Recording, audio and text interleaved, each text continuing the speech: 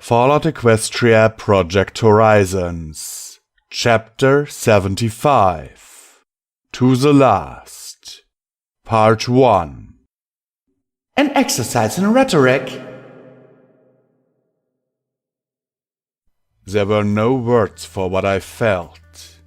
Everything within me had been yanked inside out and scraped raw.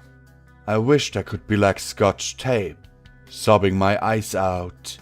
Or Bastard, sitting cold and composed on his couch, a thin trail of smoke drifting through the air from the cigarette clutched between his pursed lips. Probably all kinds of safety hazards, but I really couldn't care less. I'd just lost 2 more friends in the worst possible way. One forever and the other abandoned on the moon. If the astrostable had survived, if it hadn't collapsed into the crater or been buried by rubble, there was some chance that she might find it. I had to cling to that hope. The alternative would drive me mad. P-21, don't think about it. Don't think about it. Please don't. I gritted my teeth, feeling myself shake. No, I had to keep it all together. I needed distractions, fast, so I could not think about P-21, Rampage. No, damn it, no! Glory was alive, damn it! I wouldn't believe it otherwise until I saw it with my own eyes. She was alive, and we were going to. No, I had to keep it together. My people needed me. I scanned frantically around the cabin, looking for anything that could occupy me and not remind me of. I glanced at my hoofs and found what I sought. What the heck had happened to me? I'd thought that Cognitum was the one who had altered my body when she'd inhabited it. A sort of evil renovation. But Alicorn souls seemed pretty darn powerful. Now I had to wonder if it had just been an effect of having Luna inside her. An evil, Nightmare Moon version of what had happened when I got my body back. Speaking of which, now that I had a moment's peace, I could figure out what had happened to me. Parts of my body were still synthetic, but I couldn't tell where machine ended and flesh began. The magic that had transformed me transcended anything that could be designed. I felt alive, entirely alive. Not like clunky metal fused with flesh. My body was armored in places, but it didn't cover me from horn to hoof. The design was sleek and fluid, with tiny shooting stars and crescent moons. Talismans gleamed in my armor, but what their functions were I couldn't guess. I turned my hoof from side to side, seeing through gaps in the plate armor the intricate gearwork within, listening to it whir and click softly inside my limb. My EFS still had the old energy and health displays. I fished around in my old saddlebags, took out a garnet and sucked on the gem, enjoying the sweet and sour fruity taste for a second, before it melted away with a familiar surge of energy. Okay, I couldn't see Princess Luna eating rocks, so clearly there was some kind of old me in here. Maybe all this Alicorn-ness was like a special suit of Alicorn barding, and when I got my old soul back, I'd revert to just flesh and metal blackjack? The magical projection could… Wait. When had I thought like that? I rubbed my brow, then turned my head, looking at my reflection in the window. My eyes still had the tiniest flickers of red light within, but now I worried about things bigger than just physical alterations. I had Luna's soul inside me, but what precisely did that mean? I didn't have Luna's memories or magic. I couldn't begin to imagine how one raised the moon. Our commonality had allowed us to share this body without that horrifying sense of corruption and violation I'd initially felt, but in its place was something inexplicable. I carefully drew out the figurine of rarity, and I turned it over in my hoofs. There was a piece of soul in each one. Each piece subtly nudged me in different directions. little hints and impressions. They didn't stop me from being me, but they might affect my decisions or outlooks in elusive ways. So where was my soul? Cohabiting in this body? Left behind in the blank? Was some blackjackness keeping me? Or was Luna slowly tugging me towards being more like the ruler of Equestria she was 2 centuries ago? The fact I was wondering these things at all scared the fuck out of me, and the amount of stuff I was trying not to think about was reaching unimaginable levels. I'd given up so much, lost so much. This didn't feel right. These weren't my thoughts. I didn't deserve these wings. Just like Luna hadn't felt she deserved the throne. This is going to drive me crazy, I muttered. Yeah, that's how it started with her, Bastard muttered, taking a long pull of his cigarette as he examined the bore of one of his pistols. When the Harbingers hired me, she was pretty upfront. $1 million caps for a few days' work. Oh, and killing you, that too. He gave me a supremely smack-worthy smirk, but I abstained, more from heartbroken lethargy than actually restrained, and he continued. And the longer we were in the rocket, the nuttier she became, like convincing herself she had to do stuff. Rationalizing it to folks who already thought she set moonbeams or who couldn't care less so long as they got paid. Great, that makes me feel so much better, I said, and latched on my next bet for not thinking about things. I asked, What's your story, bastard? He shot me a momentary scornful look, then snorted out dual rings of smoke. No story. I kill ponies for money. I owe a lot of money to some folks who will collect my head if I miss a payment. It's that simple. Oh. I felt vaguely disappointed. And annoyed. Not every pony is a light bringer or security, he said with a thin smile. I'm just trying to get through life the best I can. My lips curled in a frown. So, you'll kill a foal for caps? I kill a target for caps, he replied calmly. If you don't like it, take it up with whoever hires me. I'm just a messenger. He paused, pursing his lips. And generally, no, he added. Foal killing is rarely worth it in the long run. Low pay, high revenge factor. Now killing the foal's parents? Sure. I've definitely done that before. Nothing ridiculous, of course. I don't do those rape and dismemberment deals. Too messy and likely to go wrong. So glad you're a professional murderer, I muttered darkly, wondering if it was a mistake to save him. I didn't know what he was thinking anymore, but I wasn't about to admit that. Got in my way of fighting the wasteland, he said with a smirk. I honor my deeds and keep everything nice and civil. I avoid collateral damage whenever possible, and strive for neatness and brevity. He paused, looking a little pained. It was really tough breaking that deal with Cognitum. It's going to leave a bad taste in my mouth for a long time. You could have died and kept your honor, I pointed out. That earned another smoky snort. Yeah, except I'd be, dead. First rule of being a professional is to survive. Jobs go south, plans go wrong. Dying for anything is something only morons do. My telekinetic backhand knocked him out of his seat, across the cabin and into the far wall. Fuck! He hissed, clenching his nose and grimacing. At least he was smart enough not to draw his guns. I saved this bastard and lost P-21 and Rampage? Rampage hadn't been a saint, but... What was that for? He cried out indignantly. I jerked him over to me. You're not a professional! You're a raider with a sense of hygiene! I spat in his face. So when I break a contract to save my life and help you, I'm scum. But when I don't, I'm a corpse? Nice.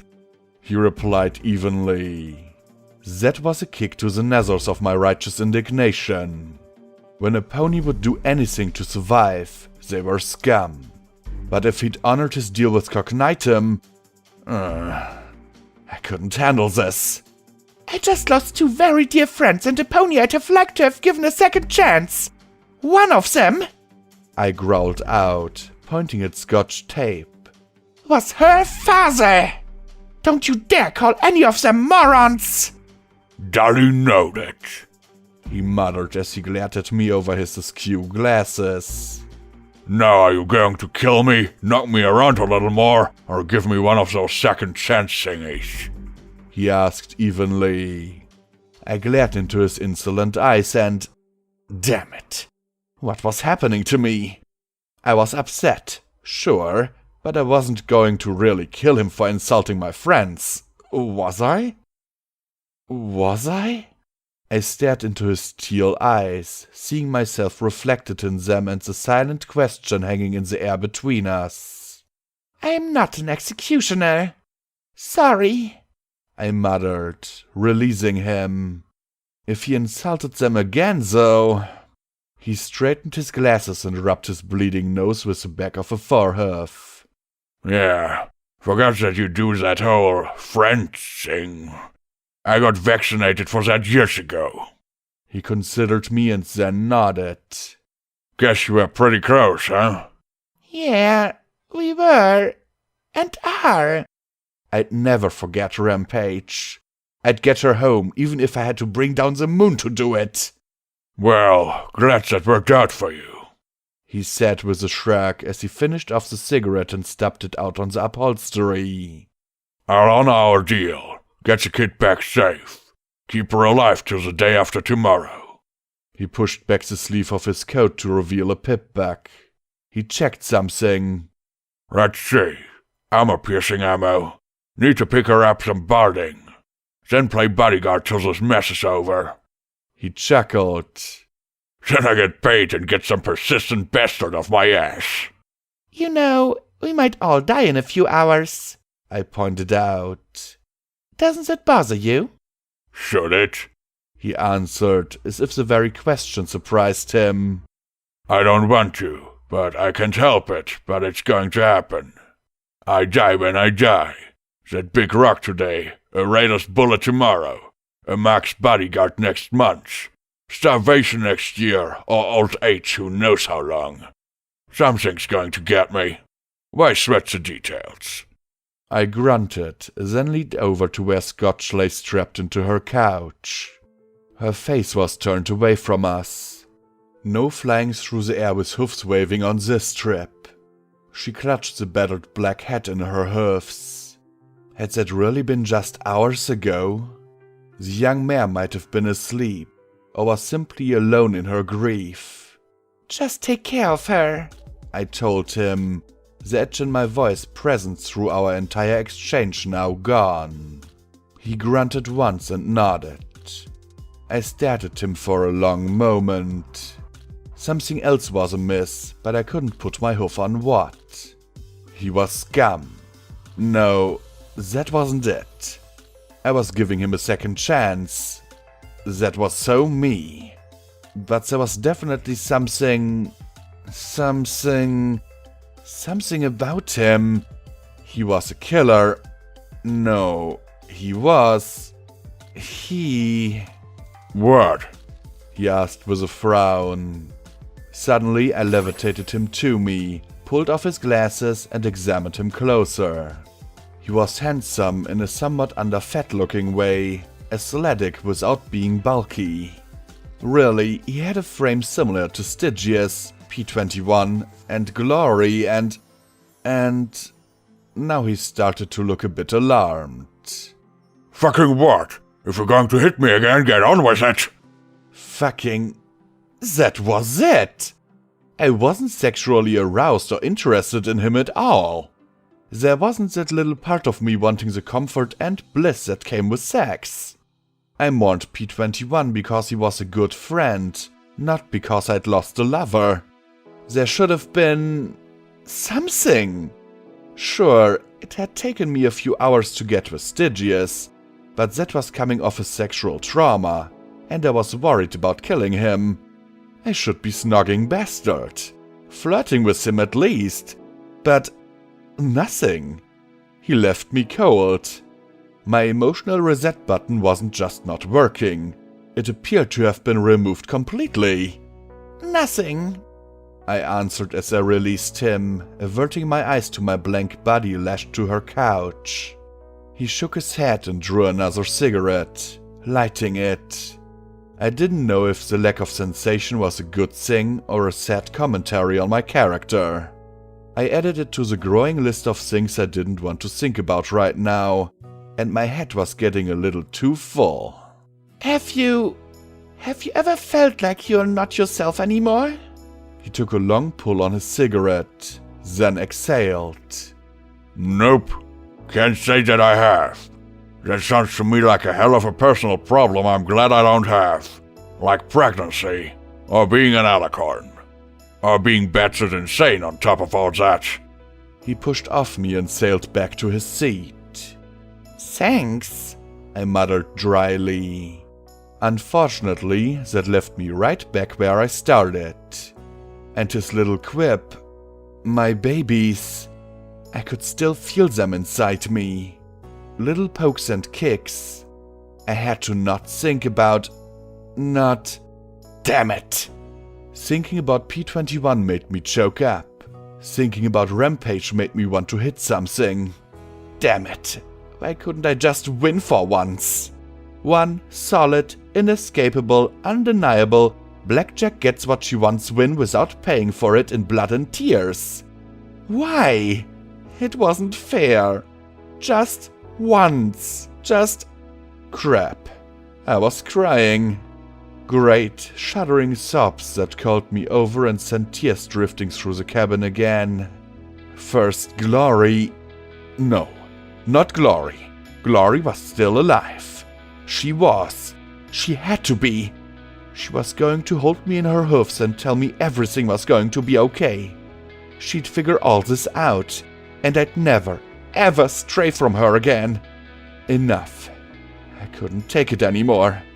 I used my magic to untie my blank body and brought it to me. It'd been able to see P21 when I wasn't home. Maybe I could use it to get away from myself. Just for a little while. Just until I worked out what I was going to do. I turned over my blank face. This was my face, but not mine. So young, so innocent. Had I ever truly looked this way before? I could almost imagine that this was myself dreaming. I was even drooling a little. I held my blank body close and pressed my horn to hers. To dream, but who knew what nightmares I might see? They couldn't be worse than the nightmares I was living now. I dove into the first window I saw, it and all the others now annoyingly opaque, and let the world swirl away. Goldenblood lay broken on the hard granite stones of Mount Hoof, right at the edge of the nearly sheer-sided great granite knob located at the south end of the core. To his left, water poured over the spillways of the lunar dam. Below, more blasted out from the outlets of the hydroelectric plant at the base. Above them loomed an SPP tower, with Pegasi whirling and dueling with brute flyers, while cyber ponies maintained a withering fire from the access ring near the umbrella hood at the top. To the west, I could see Chapel in a desperate fight against the Brood as the Dark Horde advanced, was repulsed, and advanced again. To the east, I could see smoke and flashes amidst Scrapyard's mountains of junk.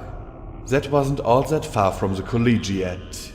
The Nightmare Citadel to the northeast was on fire. I could only hope that its defenders had taken refuge in the stable before a unicorn found a way to teleport in. The most disturbing thing of all was the sight of a massive dark vortex over the Rainbow Dash skyport. 3 raptors were whirling and maneuvering around the monstrosity of storm clouds and air, and as I watched, it reached out a twisting arm and sent claws of lightning raking at one of the war machines, tearing away dark clouds and blasting burning lines along the hull. To the northwest, I thought I saw Megamart on fire, and southeast it looked as if the Brute were sweeping along the banks towards Elysium. Hopefully Splendid and the others had gotten out. I didn't begrudge them their flight. Beautiful, isn't it? The legate purred. The powerful zebra stood with a hoof on Goldenblood's spine. The ghoul's limbs were missing, but he felt only a dull discomfort from each of the broken stabs. This world should die with a roar, not a whimper. I'm so glad you've managed to give me an invigorating fight. It wouldn't have been fitting had you all simply submitted to the inevitable. So glad our battle could entertain you. Goldenblood rasped under the crushing hoof.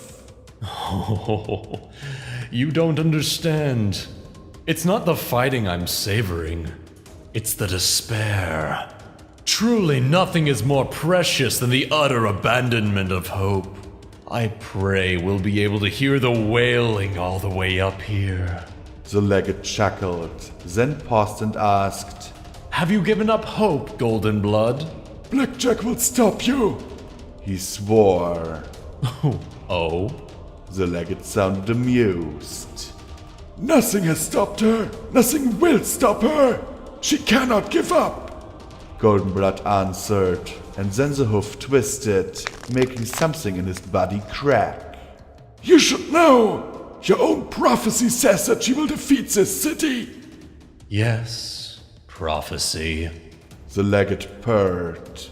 I'm honestly not sure myself if the prophecy of the Maiden of the Stars is true. Oh, it was unquestionably useful. It kept my own superstitious people aligned and allied, earned me respect and cooperation. But is it true? A Maiden of the Stars coming down to destroy this heart of sin? Did I predict it?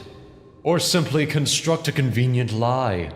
Suddenly the hoof on Goldenblood's back lifted and wrapped around his neck.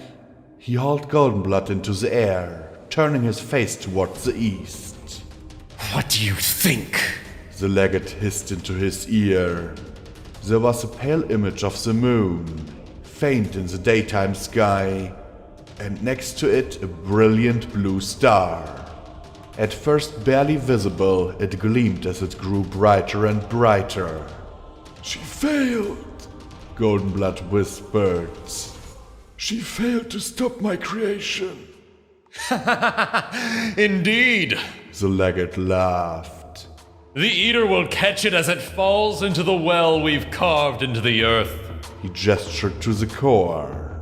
The Moonstone will be slowed by the friction and caught in our web, leaving the spirit easily digestible. Food in all forms comes down to the preparation. The blue glow grew and grew. Goldenblood saw the eager grin on the legate's face for several minutes. Then the zebra's eyes narrowed in concern. What is happening? Something is wrong. It should be slowing in the atmosphere already, dropping into... The blue spot grew brighter and brighter in the sky, but then streaked overhead and disappeared out of sight behind the eastern mountains. The legate grabbed Goldenblood by the head and turned him, squeezing his skull as he demanded, What did you do? The Moonstone was supposed to embed itself! Goldenblood smirked as the legate stared at him, then the sky, then at him, and then up at the sun. The legate's grip relaxed a little. Oh, clever pony. The trajectory loops. I thought it'd be a straight path. Of course. Goldenblood rasped. Schottenheimer worked out the math. I thought it was supposed to be a straight line too at first. I see. So it will orbit the world, then the sun, the moon. Oh, he was a clever pony. The legate hissed. Yes, and wise as well. Goldenblood answered. A moment later he added, You worked all that out quite quickly just from seeing it once. It took me an hour with charts after I was told. He reached up and tapped the blood-red rings that decorated his face. My people have a special relationship with celestial bodies. Ages in the past, my tribe were oracles and prophets, though the stars are not always straightforward with their knowledge or favors. He stretched a hoof towards the skies. With every pass of the sun and moon, the spirit will grow more powerful.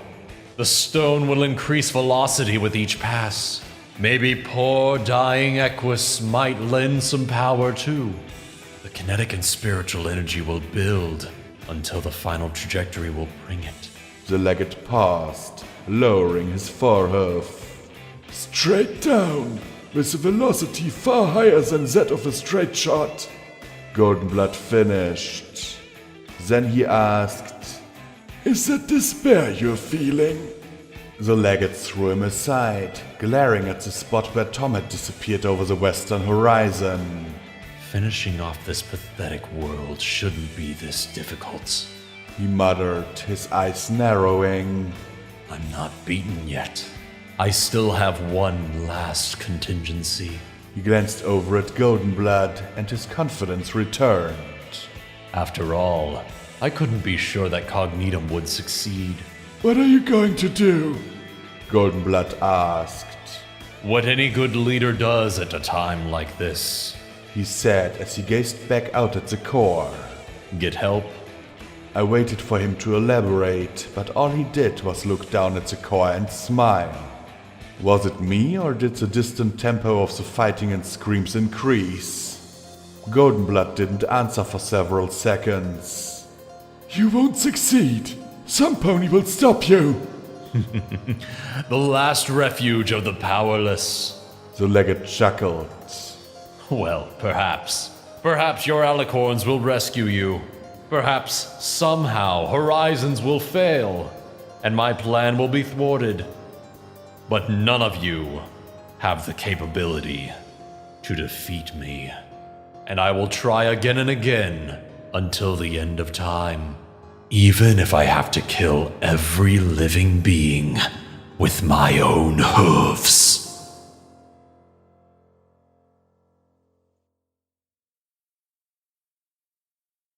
I pulled myself from Goldenblood's mind. A contingency? What was it? Help? From whom? Who did he have left to get help from? I needed more information. I had to know. I pushed my way into another mind. We're bound, a tiny blue colt said as he and a half-dozen bloodied zodiacs clustered in a cramped hole blown out of a wall, waist deep in water. I was able to identify Sagittarius, Aquarius, Virgo, Piscis, and Capricorn. I didn't know who the white Pegasus in the black combat armor was, nor the wounded zebra in the cloak. We're not dead yet, Sagittarius said as he leaned out of the cover of the hole. The chamber they were in was 20 feet tall, with intermittent pillars spaced out here and there. Rusted construction equipment jutted out of the water that covered the floor and lapped at the walls. On the far side of the room, 6 brood tended to a damaged golden tree that trickled rainbow sap into the water. 4 other unicorns maintained a shimmering shield protecting them as they worked.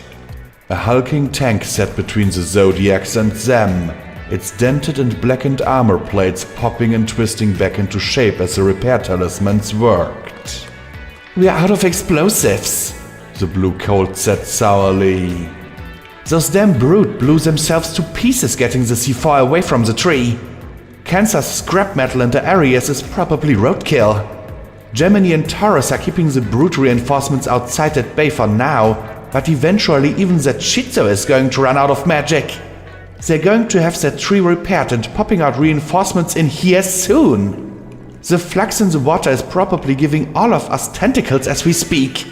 But that's fine, because the frigging tank is going to kill us all before they sprout. Oh, and we're out of explosives. We're boned. Hate to say it, the white Pegasus said. But we should withdraw, regroup, try again later. No, Libra.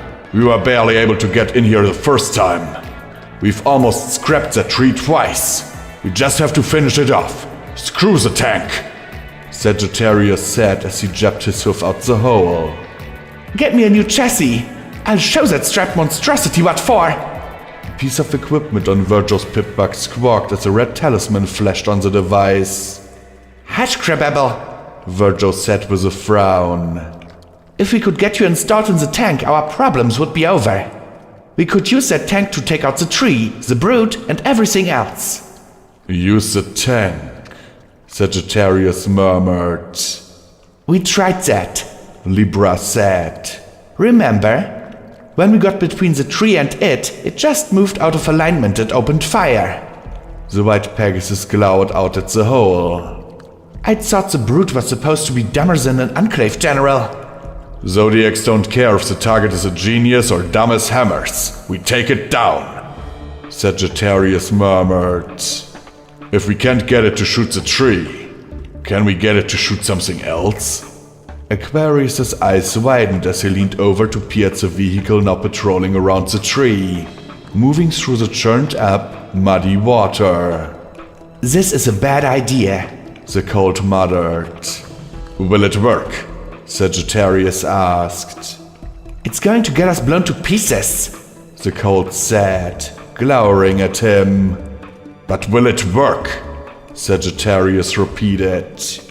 Will what work? Virgil asked plaintively as she dug through her bag for robot parts and started to wire them together. Will someone please explain me what's going on? Aquarius was silent a moment, then groaned. Yes, maybe. You're betting against Equestrian wartime engineering. He turned to the zebra. We'll need some smoke on the water, Scorpy. The zebra mare arched a brow, but then without delay began to dig through pouches lining the inside of her cloak. She dropped various materials into an empty Sparkle Cola bottle, which began to spew a stream of mist. I'll get it started while you fill them in, Sagittarius said as his horn glowed and manifested a compound bow. Don't take too long. The green unicorn leapt out of the hole, kicking and jumping as he surged through the water to take position next to one of the pillars. He waited for a count of 10, then drew an arrow from the quiver on his back. Aquarius was a smart kid, a little negative, but he knew shifting forces. He was a great zodiac. Sagittarius would take this maybe over anyone else's definitely any day of the week. The arrow ended in a bulbous grenade, and with practiced care, he fired it straight at the back of the turret. The detonation was decidedly underwhelming. The turret swiveled towards him, and he dove to the side behind the pillar. The twin cannons roared, and the blast sent both him and the water surging away, stunning him. The turret shifted, orienting on him. Then a mouth bit the back of his neck, and he was surging sideways with a great spray of water as the cannons fired again. I got you, Capricorn said through a mouthful of mane. Libra streaked along the parameter of the flooded garage, streaking the thick white mist from the bottle around her neck. The cannons tracked Sagittarius and Capricorn while the machine gun pods blasted a line of high-caliber rounds after the white Pegasus. Sagittarius and Capricorn took cover behind one of the pillars, and he floated out his bow, shooting a bolt of green magic at the tank. It replied with an annihilating blast that nearly turned their cover to rubble. When the pair surfaced from the frothy water, Capricorn murmured, I don't like this plan. The mist started to thicken enough that the edges of the room became lost in a haze. All their previous attempts to assault the tree behind the tank had been for naught. As Libra swooped behind the tree, the machine gun fire stopped, but one of the unicorn brute blasted at her with lightning, forcing her to keep going. As soon as she was clear of the tree, the machine guns opened up again. From the opposite side of the room, Aquarius fired a pistol from behind another pillar. The turret rotated around and oriented on the Colt. The cannons fired again, but he was gone, riding on the back of Piscus as she darted along the water like a missile. "It's working!" the Colt shouted. A small ball-shaped robot with 2 propeller blades and a small beam gun swooped into position and, hovering, let crimson beams slash at the tank. The red talismans set into the bot's front crowd. "They're from above! This is perfect! I got them now!" The turrets swung towards the robot. "Oh, sparkfots!" The 2 rounds slammed into the pillar and the robot disappeared in a cloud of shrapnel. The red talisman went flying through the air, then was seized by a pink magical aura and yanked behind another heavy block of concrete. "Vigi! It shouted tinnily. I need another chassis!" "They don't grow on trees, you technocratin!" the filly shrieked. "Most AIs protect their chassis somewhat, you know." Bah! Plug me into a pocket calculator, a software manipulator, and a balefire launcher, and I'll show you squishies how to win a fight! You're all way too obsessed with retaining your fluids! The robotic stallion shouted. Libra dropped the bottle and rolled sideways through the air, twisting her body as she spun and aiming her light machine guns right at the tank. Hurling sideways along the beams, she strafed the war machine with her own fire. It returned with thunderous blast after blast, tearing holes in the walls, ceilings, and pillars as it tried to swap the Pegasus out of the air. A Sparkle Cola bottle flipped through the air from nowhere and shattered against the tank. The fluid immediately burst into flame, spreading over the cameras and sensors. The tank roared in a frenzy as it blasted again and again, careful to avoid the tree, but ripping into everything else with high explosive rounds. The noise deafened Sagittarius, and all he could do was take cover under the water for as long as he could hold his breath. When the fire stopped, the air swirled with smoke and mist. The flames on the tank had been extinguished in the tempest. Sagittarius felt as if his body had been stuck in a dryer with some big, heavy rocks. Something inside him was grinding together, and as he forced himself to his feet, he immediately coughed up a slurry of blood and foul water, slumping against the stub of concrete jutting from the foaming pool. Capricorn floated nearby, unconscious or... no, she was still breathing. Then he lifted his eyes and stared at the 2 barrels of the tank. Behind it, a platoon of brute and unicorns stood in ranks around the fully restored tree. Identical smirks rested on their faces.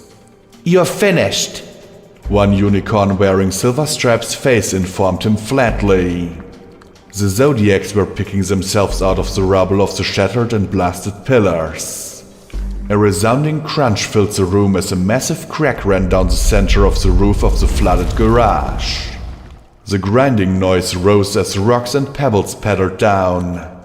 The brute and Zodiac alike turned to stare up at those ominous slabs. Try and fire those cannons again. I dare you, he thought. Libra, Scorpio, ease off your life? He asked aloud. Yeah, the blonde Pegasus answered as she emerged from a pile of concrete, her scorched feathers bent in wild directions.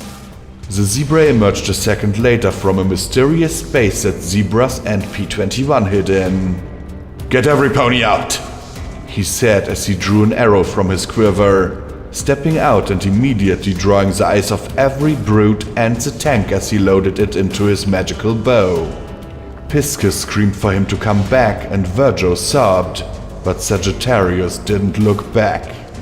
The unicorn's horns flared as they pushed up on the slabs overhead. He drew back the arrow, water dripping off the grenade at the end.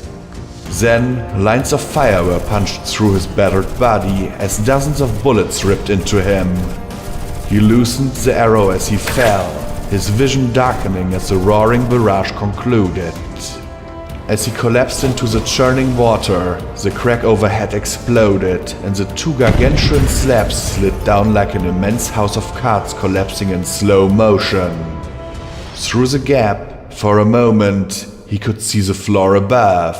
and the floor above that collapsing as well, dropping rusting construction equipment down upon the tank, the tree, and the brood. Then, as he started to slip beneath the waves, everything going black, the green unicorn smiled. The memory window winked out before me, and I was left staring at the void in my old empty mind. Sagittarius was gone. I looked at the lingering pools of thought. How many others would I see wink out?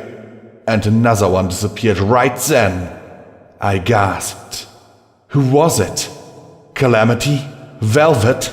Whisper? Someone I'd known was gone, and I switched my attention from one pool to the next.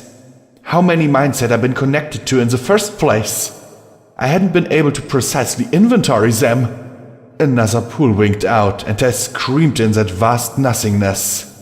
Stop dying! Please, stop dying, please! There was nothing for it. I found the nearest mind and threw myself into it. I had to know. I had to. We failed, Xen's muttered as they sat in a muddy pit together. While Xen's armor was intact, her mane wasn't.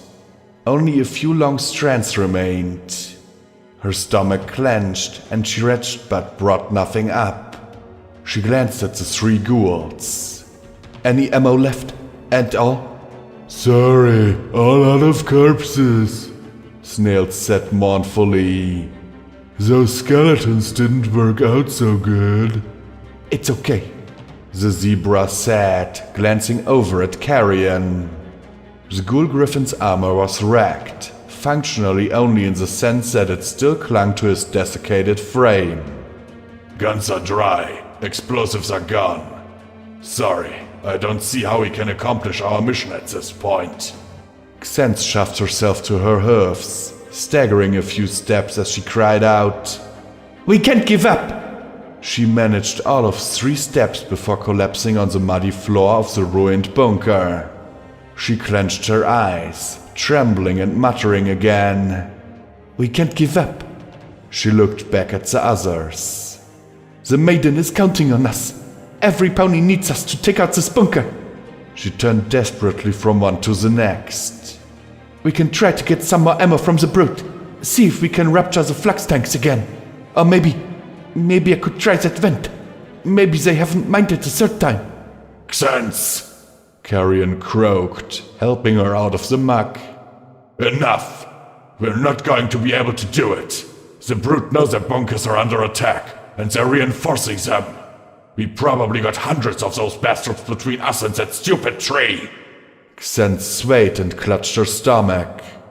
And you're not going to last much longer one way or another. The griffin added. How much redaway do you have? Xen clenched her jaw, tasting blood in her mouth. "I ran out 15 minutes ago," she whispered, like uttering a shameful confession. "Uh-oh!" the stealth suit quipped in a worried, foe-like tone. Carrion sighed. All right, let's backtrack to that drain. It should get you out of here at least. Maybe they can send in a second team. "No!" Xen said sharply, rising to her hoofs. "We do not give up. The maiden wouldn't give up. She may have cursed me, but I can't give up. Because the only way you can ever lift the curse is by doing the right thing. The legate's evil, and these brutes are monstrous. But I can't give up. I'd rather die than give up." Then her guts gurgled and she coughed. "Even if I really don't want to become a ghoul." She gave the others a weak smile. "No offense." None taken. And you probably won't. If every pony that died of radiation poisoning became a ghoul, Equestria would be a nation of undead. Carrion answered. Silver Spoon stood away from the others, staring down the dark tunnel they were hunkered in. "Ghouls," she muttered. Then she turned back to the others. "The brute aren't ghouls, are they? I mean, they're like cyber zebra unicorn pegasi thingies with all kinds of crazy powers. but they're not ghouls too, are they? Xense, Snails, and Carrion shared a look. No. They're not ghouls too? Snails said dully. Right, 'cause that would be like totally cheating. Spoon said brightly. So what if we blew up one place they can't go? The blank faces remained, and she snorted, rolling her eyes, and explained. The reactor thingy, duh. Blow up a reactor? Xense said lightly. But a reactor is heavily shielded. This one is obviously breached, but you'd need a tank to blow it up. Silver Spoon snorted. Well then, we get inside the reactor first and then blow it up. You don't need to be so totally geek about it. Xense took on a softer tone. Silver Spoon, it is an operational reactor. It's on. It's a huge conflux of magical energy. I know you absorb radiation, but even ghouls have a limit. Silver Spoon snorted. Well, duh. That's what I do when I hit my limit. I make stuff explode. So I'll just make the inside of the reactor explode. Simple. But you'll die, Xense said dully. Silver Spoon turned away. So, I die. I'm like already dead. And any pony who'd care is dead too. So like, what's the difference? She sniffed, glowing tears trickling down her cheeks. I miss back when all I had to do was find Tiara. I wish I could have found her. She'd miss me. She'd be rude about it, but she would. I'll miss you, Snails said as he stared back at her. And me, Xense added, trotting over and hugging the glowing ghoul. She suddenly shuddered as her stomach clenched, then pulled away. Carrion grumbled. I'll miss having a walking bubble of feeling following us around, he said as he averted his eyes. Thanks, Silver Spoon said as she looked down the hall. I don't really know the way though. What if I get lost? Xense took out a tool and shakily removed the pip-bug from her hoof, and for an instant everything went dark. Then the most amazing thing happened. My vision filled with an emerald-lit view of one world superimposed over another. One world seemed to be made of shadows and ugly black stone. The other was of shimmering, jade-colored light. Xense was a crude zebra-shaped block nestled within a suit of glimmering lights. A handsome verdine griffin stood superimposed over a crumpled black body. Snails seemed a twisted snarl of light fused with the dark body. The hallway was at once a broken and muddy ruin and a shiny and polished piece of structure set in its prime. Was this what every ghoul saw, or just a shining one like Silver Spoon? Either way, seeing the ugly real world superimposing on such delicate, if elusive beauty, I could understand why so many would inevitably go mad. Silver Spoon examined the pip-bug on her hoof, and it appeared like a disgusting coil of foulness studded with horrible glaring lights. Showing the pip-bug mapping tool. Okay, so this way? She asked, jabbing a hoof down the hall. Maybe one of us should go with her, Snails asked in his slow drawl. But Silver Spoon shook her head. I'll be fine. There's no reason for two of us to, you know. Silver Spoon trailed off. She stared at the lanky, mangled-looking unicorn and then leaned forward, kissing him gently on the cheek. I'm, you know, like, sorry and stuff. Yeah, sorry, he murmured. Real sorry. He opened his mouth and closed it again before lowering his star-filled eyes. Hate to be the crotchery asshole here, but if we don't get her out of here and some rats out of her system, we're going to be either Team Ghoul or Team Looking for a New Zebra. Carrion said from next to the sickly zebra. If you're going to do this, then you should go do it. Right. Silver Spoon took a few steps back from the others. I She stammered. Thank you, Silver Spoon, Xen said with a gentle, honest smile. I'm sorry we couldn't find Diamond Tiara. Well, it's not surprising she rushed on ahead of me. I was, always catching up to her and stuff. She swallowed and turned away. Goodbye, all of you. She tore herself away and raced through the emerald-lit world for several seconds, till she could disappear around the corner. Then she pressed her forehead to the wall and sniffed. Goodbye. She consulted the map on her pip-bug and kept searching around for signs that read utility, maintenance, or reactor. She passed other ghouls wandering aimlessly, but the glowing outlines nodded their heads respectfully as she passed. The grotesque mockeries that were their bodies were hardly noticeable. Then a mare called out, Hey, Silver Spoon! The voice echoed through the hallway of ruin. Tiara? Silver Spoon called out, her ears perking up as she turned down a side path and trotted several feet. Tiara, is it you? Hope echoed back at her, and then she stopped short. No, Tiara's dead. She's dead. She's gone. She clenched her eyes shut. I have to do this. I'm the only one who can. She sat down, raising her eyes to the ceiling. Oh, but I don't want to. I'm scared. I wish Tiara was really here. Hey, Silver Spoon! The mare's voice echoed again, but Silver Spoon covered her ears and shook her head, backtracking to the hall and continuing to follow the signs at the map. Again and again, the mare called out, and Silver Spoon's whole body trembled in response. Finally, she reached a hatch with a rusted sign above it reading, Warning, Reactor. Do not open while in operation. She looked at the pip-bug, then at the door, squinting to read the gross reality through the shimmering green dream world.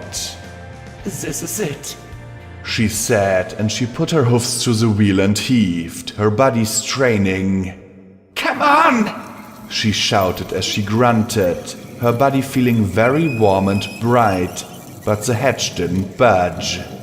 Damn it, you stupid door! Open! She shouted and reared up, slamming her hoofs against it. Green light flared around her hoofs, and the black hurriedly crumbled a little as her strike left glowing marks in the metal. Open! Open! Open! She shouted, her hoofs digging and melting her way through the metal. Hey, Silver Spoon! Over here! Tiara called out to her again and again. Hey, Silver Spoon, let's go have some fun with those blank flanks. Hey, Silver Spoon, let's get drinks after work. The ghoul's body felt as if it were on fire as she struggled. Loops of necrotic magic like tiny solar prominences erupting from her mottled grey hide, only for the holes they left behind to heal instantly. Silver Spoon bowed her head as she continued to dig, glowing tears melting pits in the floor as she shone like a tiny green sun. Suddenly, the hatch gave way, and inside was a chaotic storm of magic roaring between several crystal talismans.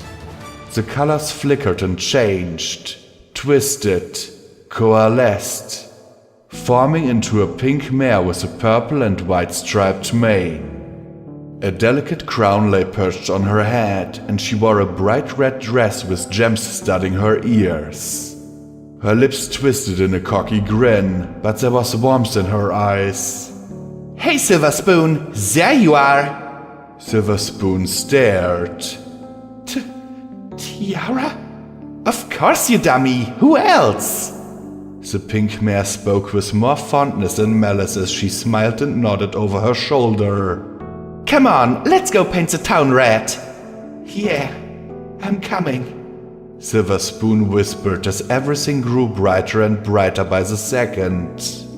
A smile crossed her face as she stepped closer to that mare, the real world melting away as everything transformed into light.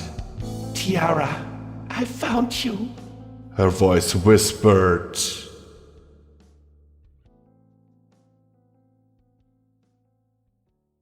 The white pool exploded before me, the name echoing in that vast emptiness that was my blank head. I'd wronged Silver Spoon, tricked her twice and used her for my own ends.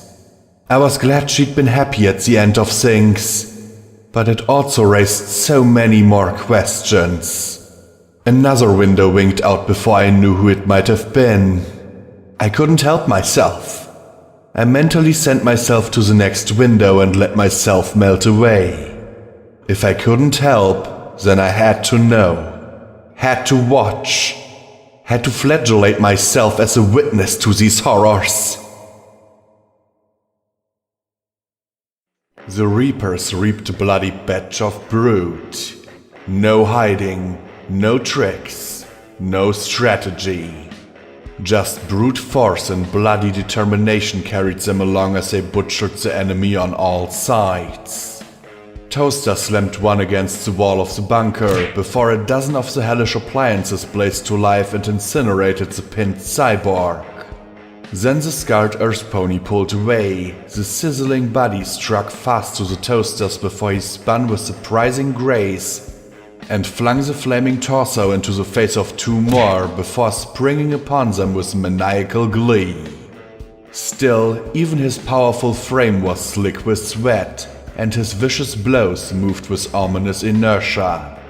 Hammersmith and Dazzle fought back to back, the unicorns wielding their weapons with their magic and bodies. No pony who witnessed those two would ever accuse unicorns of weakness. Hammersmith shoved the brute up, only to bring that colossal metal mallet down as if he were driving home a railroad spike.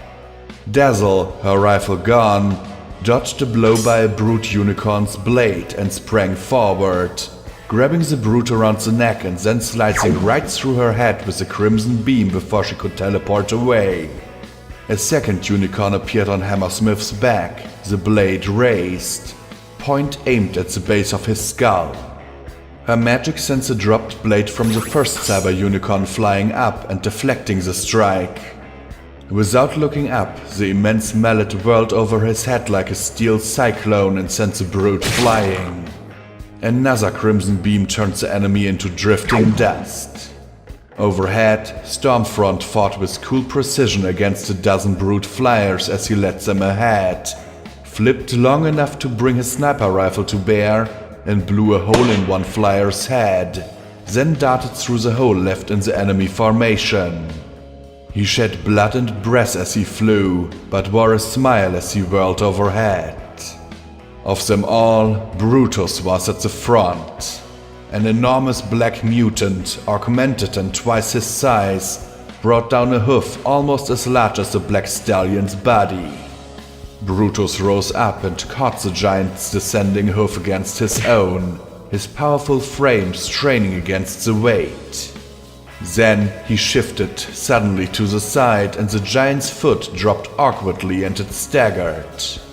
Brutus didn't hesitate, planting his forehoofs and kicking out with a massive applebuck against the giant's ankle. With an explosive crack, bone and wire erupted from the ruptured limb as it folded. Brutus, his forelegs still planted, turned around and gave a second mighty applebuck at the other forelimb, which struggled to maintain the monster's weight. His legs struck the side of the knee, and the limb twisted as tendon and wire gave under the force of the beast.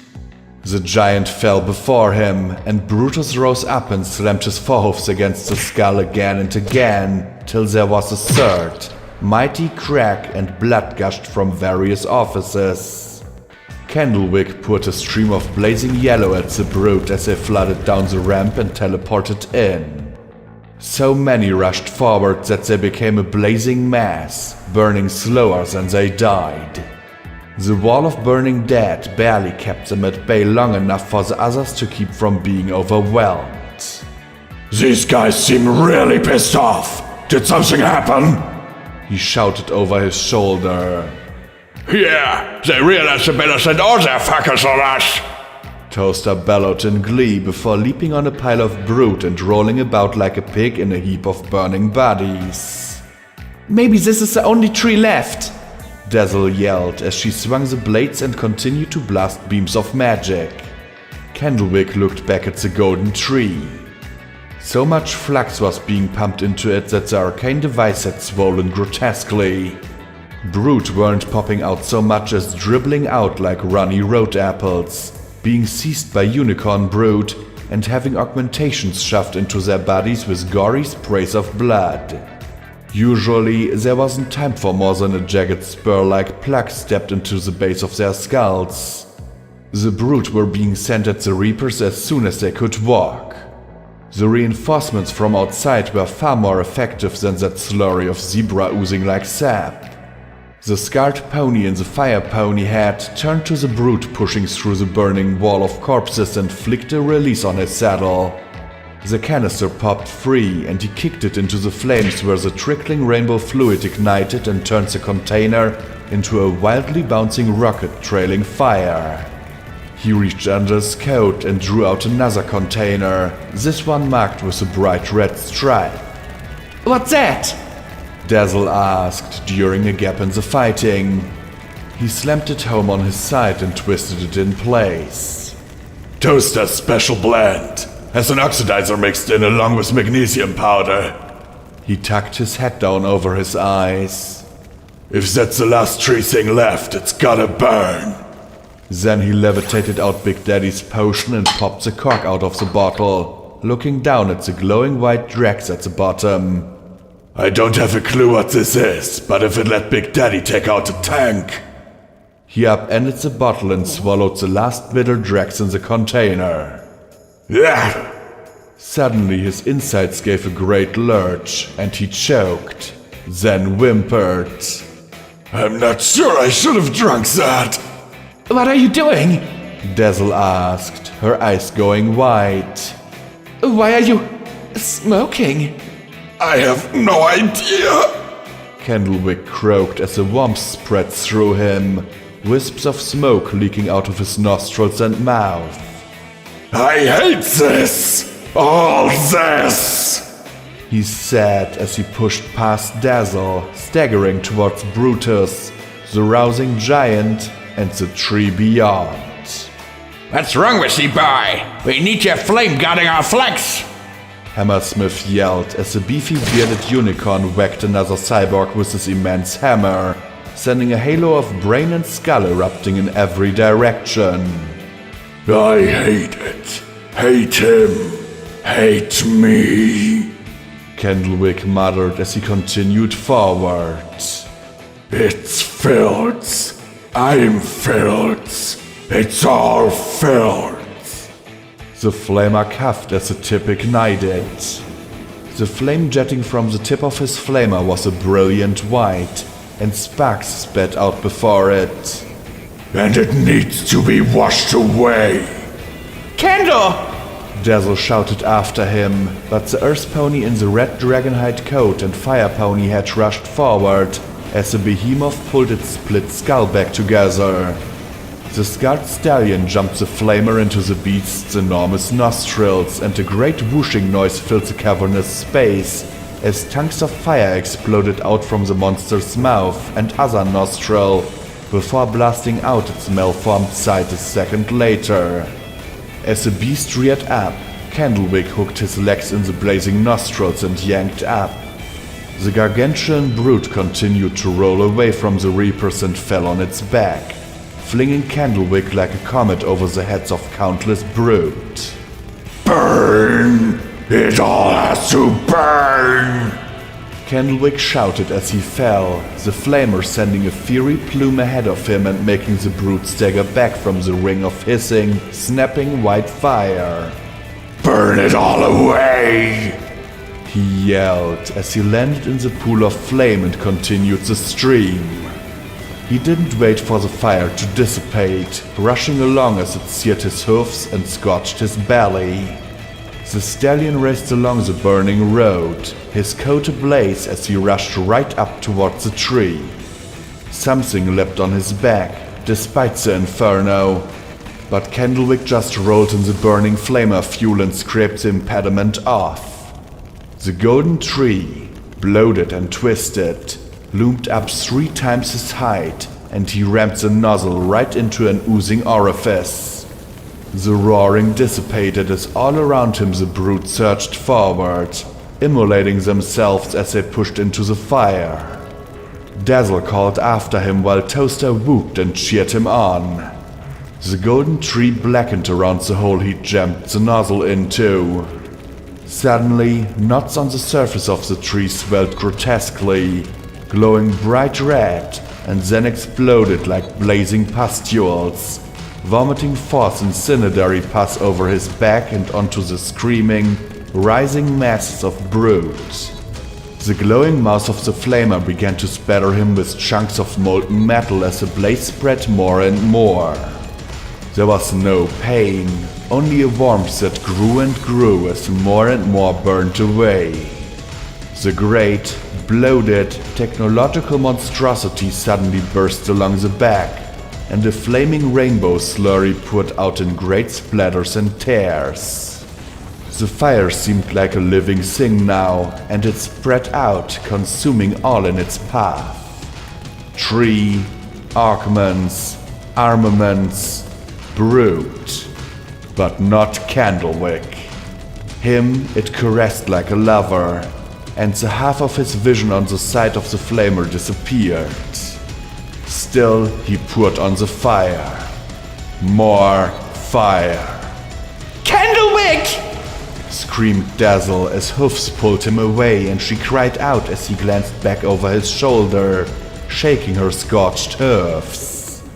Stop! We've beaten them! Your tanks are empty, laddie! Hammersmith shouted. No, have to burn it all away. Burn it. He said as the warmth grew and grew, spreading throughout him. Soon there'd be nothing left. He'd go out like Big Daddy, in a blaze of glory. Dazzle lunged forward and hugged him, and she immediately cried out as her beautiful pale hide turned red, as if she was embracing a hot stove. Please, come back! Please! She sobbed, holding him to her chest as she felt his body sear hers.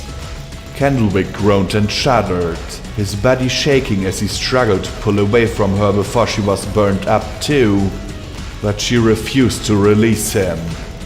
Her tears sizzled as they fell on his face.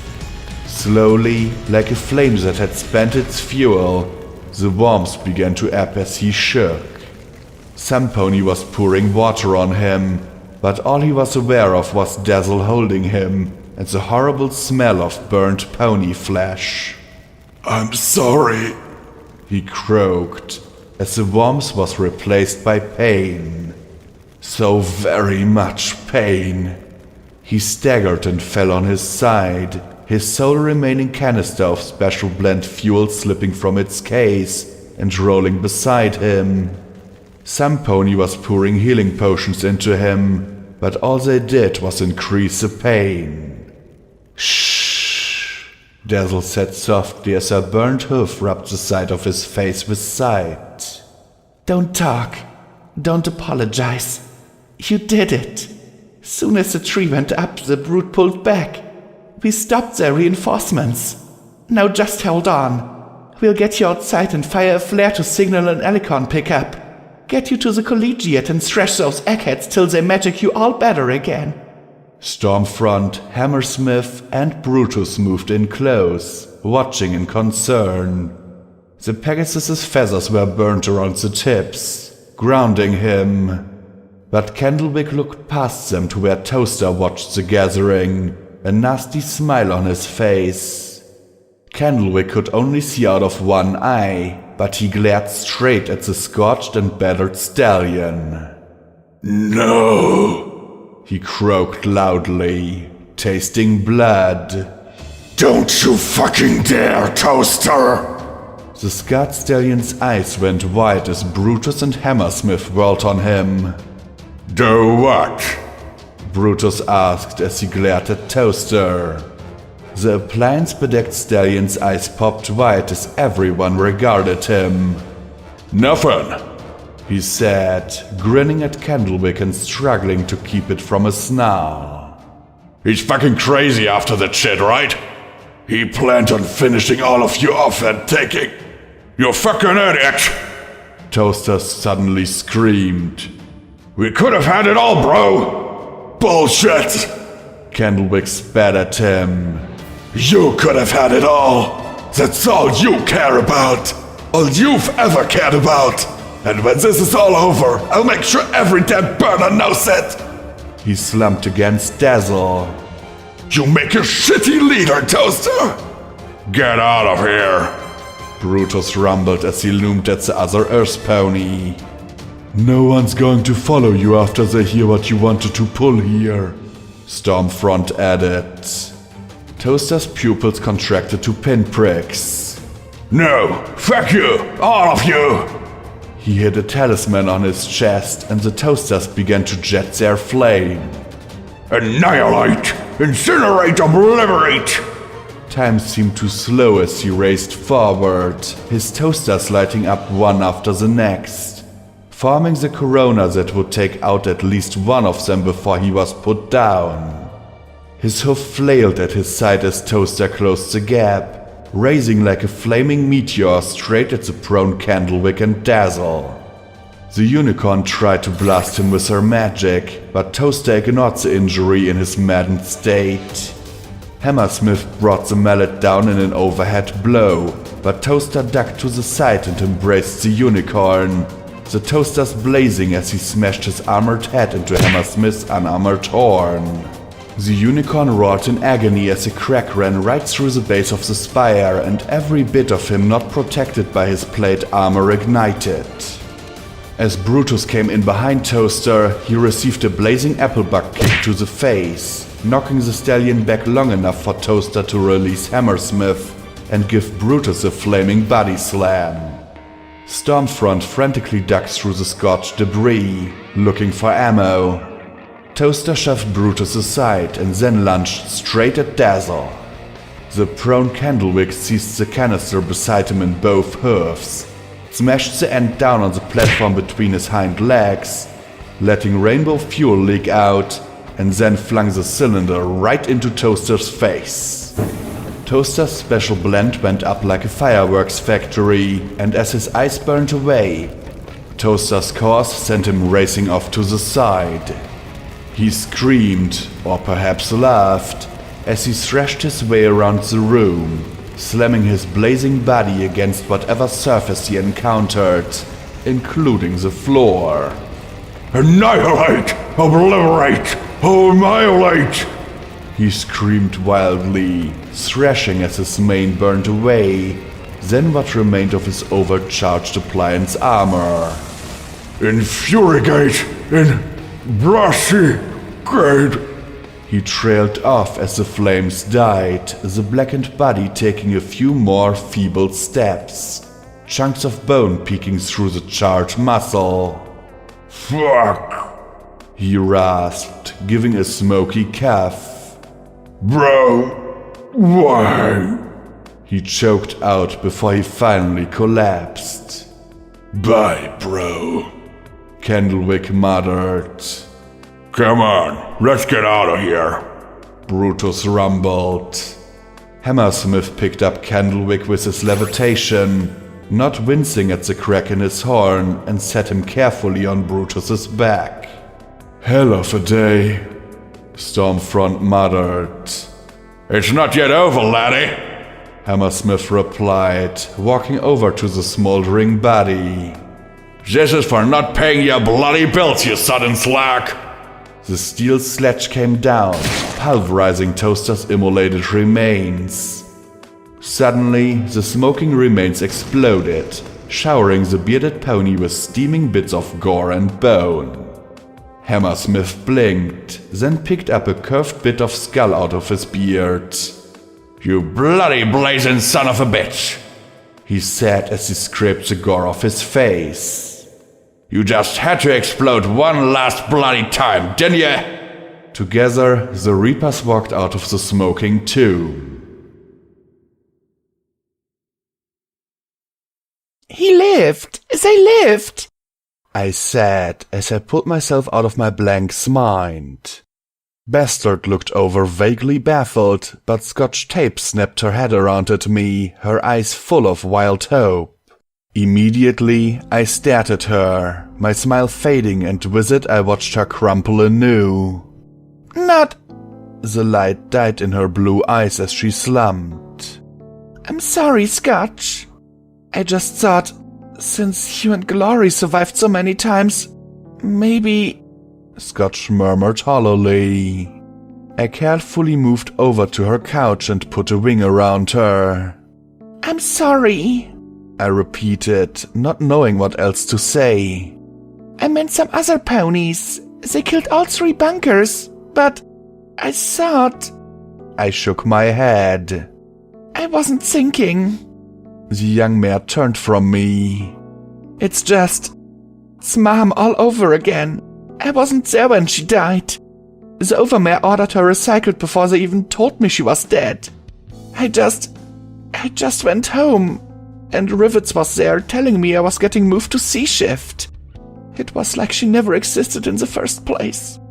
She did, Scotch, and I know she'd be proud of you. P21 was. I said as I gave her a little hug with my wing. I wish it hurt. I don't feel anything. Like the feely part in me is broken or something, she said as she pressed her cheek against the window behind her seat. It's not fair. You came back 2 times. 3? I've kinda lost track myself, I replied with a sad smile. I wish they all could. He should get to come back once, she said, and then the young mare leaned over and pressed her face to my shoulder.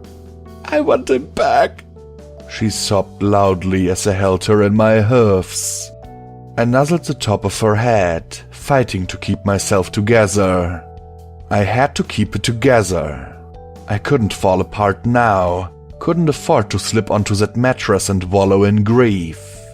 Maybe it was Luna, or maybe it was me, but I only let a few tears slip down my cheeks and gave a snotty sniff before I beat back that terrible welling of emotion inside me.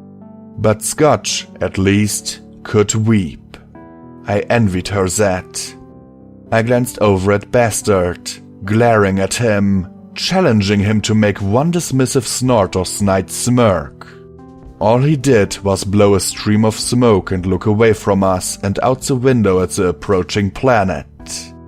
When Scotch calmed, she rubbed her snotty nose and bloodshot eyes and errantly blew the former in my wing. Cognitum's fancy-schmancy rocket had gravity, unlike the other one, preventing snot meteors from floating all over the place. My mane stood up on end. But hey, I could live with a little snot. Sorry, she said, wiping her muzzle on the back of her foreleg.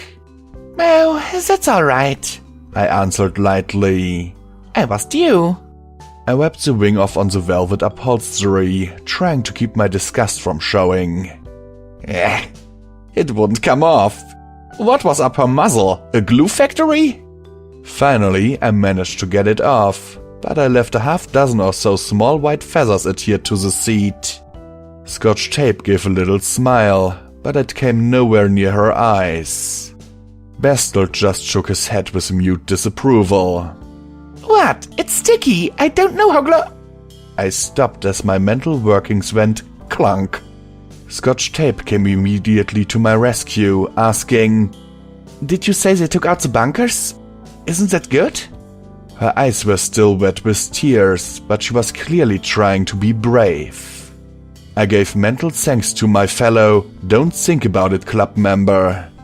It means no more reinforcements. He's still got thousands of troops, but now that's all he has.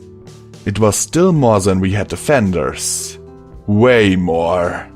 He also has his great big stormy thingy over the skyport. It looks like a tornado with a face.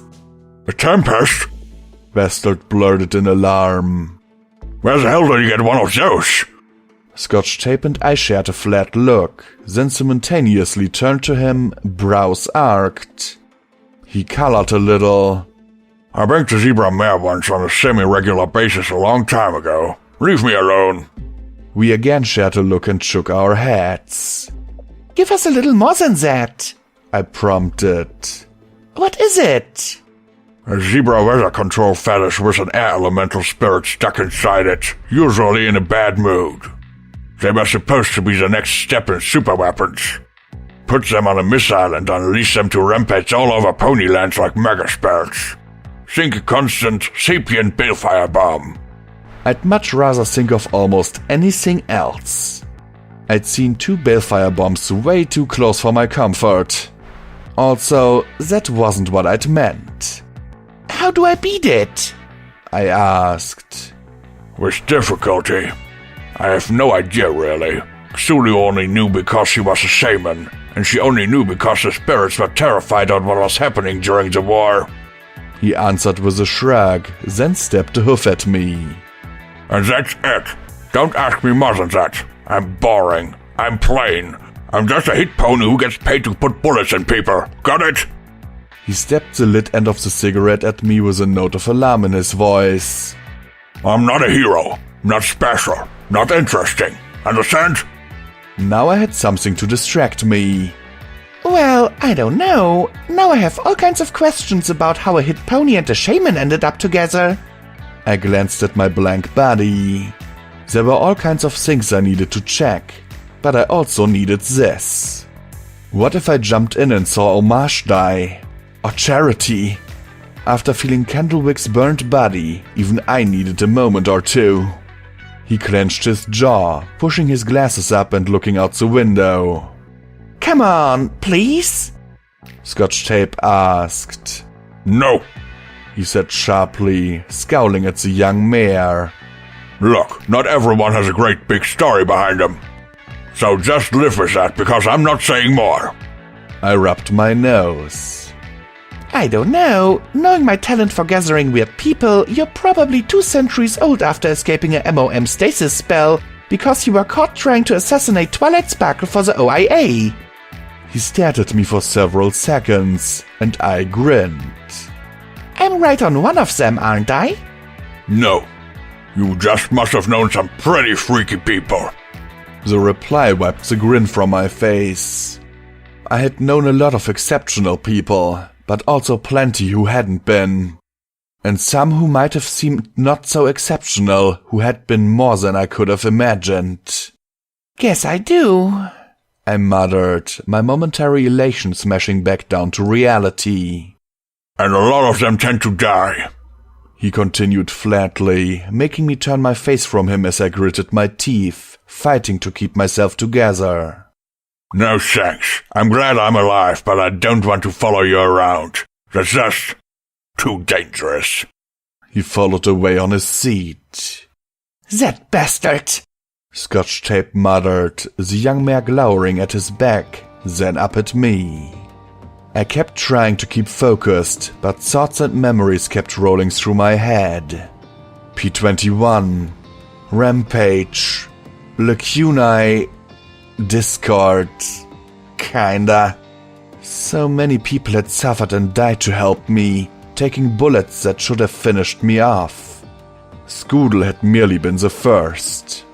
How many others had died or were dying because of me?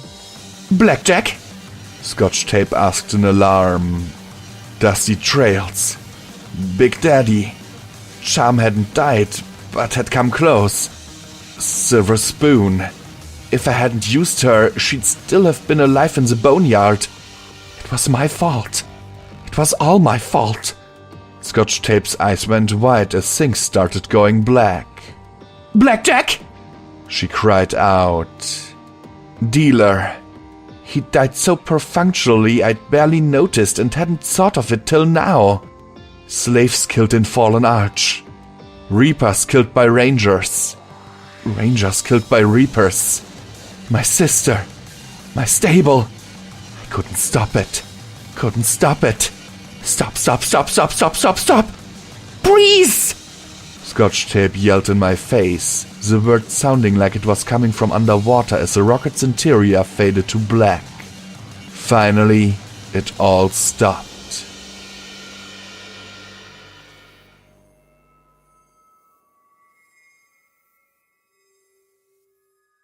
When I came to, I was still in the rocket, with my head throbbing and feeling on the mattress.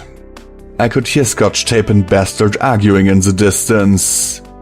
Next to me was my blank body. I clenched my eyes closed, pressing my face into the padding of the chair. I wanted my old rocket back, funky smell and all. I wanted to go back to Star House with my friends, to 99, to Canterlot. I didn't want to think about what had happened. It'd been ages since I had an attack like that, and as I thought about it, guilt roared at me to suck it up and deal. There was too much riding on this, too many still counting on me, too many who died for me. What kind of scum was I to lie here like this, feeling overwhelmed and wanting nothing more than to retreat when my life had been whole and simple and so much easier to face? I crushed myself into that mattress and piled more mattresses atop me, wanting to be mashed to oblivion. I levitated my old body to me and embraced it, pressing my hand to my old brow. I had to hide, take a disguise, go away till I was safe and in control and could do what everyone demanded I do. I couldn't be in charge of Equestria right now. I couldn't save the wasteland now. I didn't want this. Anything but this. So I touched my horn and let everything swirl away, picking a pool and disappearing inside.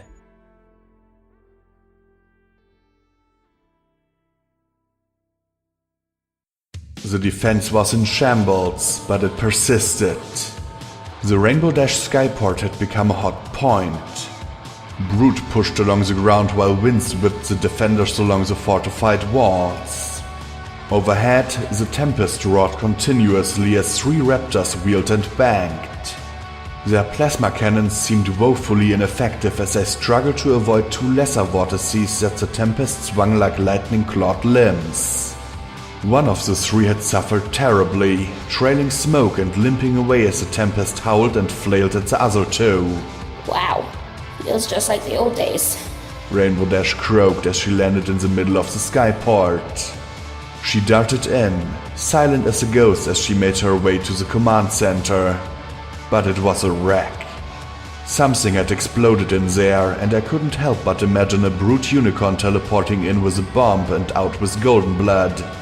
She raced outside, where teams of unarmed ponies clustered around the main terminal, flapping their wings furiously as they clutched whatever they could. Keep flapping! A soldier bellowed at the civilians. We've got to keep up a counterclockwise spin or that thing is going to suck the roof right off the building! Rainbow Dash raced up to the armored Pegasus. Where is General Stormchaser? Who the fuck are you? The soldier asked in shock, looking at her in bafflement. Of course he must have known the purple power armor with flowy cape. Where is General Stormchaser, Private? Rainbow Dash barked in the precise tone to make the blue stallion stiffen up. Report! He instantly saluted. Ma'am? She relocated to the Castellanus' radio room when our command center was destroyed. Chains of command have broken down all over the valley, and we're just trying to keep things together here. The Brute have made a big push over the last 10 minutes for some reason, and the Tempest is tying up all our air support. We're grounded over almost half the valley. Rainbow peered up at the 3. I see the Cyclone, the Sleet, and the Rampage. Where's Blizzard and Sirocco? No idea, ma'am. Probably bolted. I've got my orders to try and counteract that wind, but we're barely making a dent. He sat over the gale. No surprise. A Tempest can generate 10,000 wing power without breaking a sweat. Damned mega fetish. She said, before turning and running towards the downed raptor beside the terminal. Sometimes, Fluttershy, I really wished you'd have talked to us before making your damned mega spell matrix. Frickin' gold blood. She muttered as she raced towards the machine. The propellers along the top were turning faster and faster. She can't be thinking of taking this thing into the air now. It's not even skyworthy in a calm. She must have cloaked, because she slipped right between the 2 sentries at the gate. The Castellanus lived once more, her interior illuminated sporadically by various flickering light sources as her deck groaned and moaned underneath her.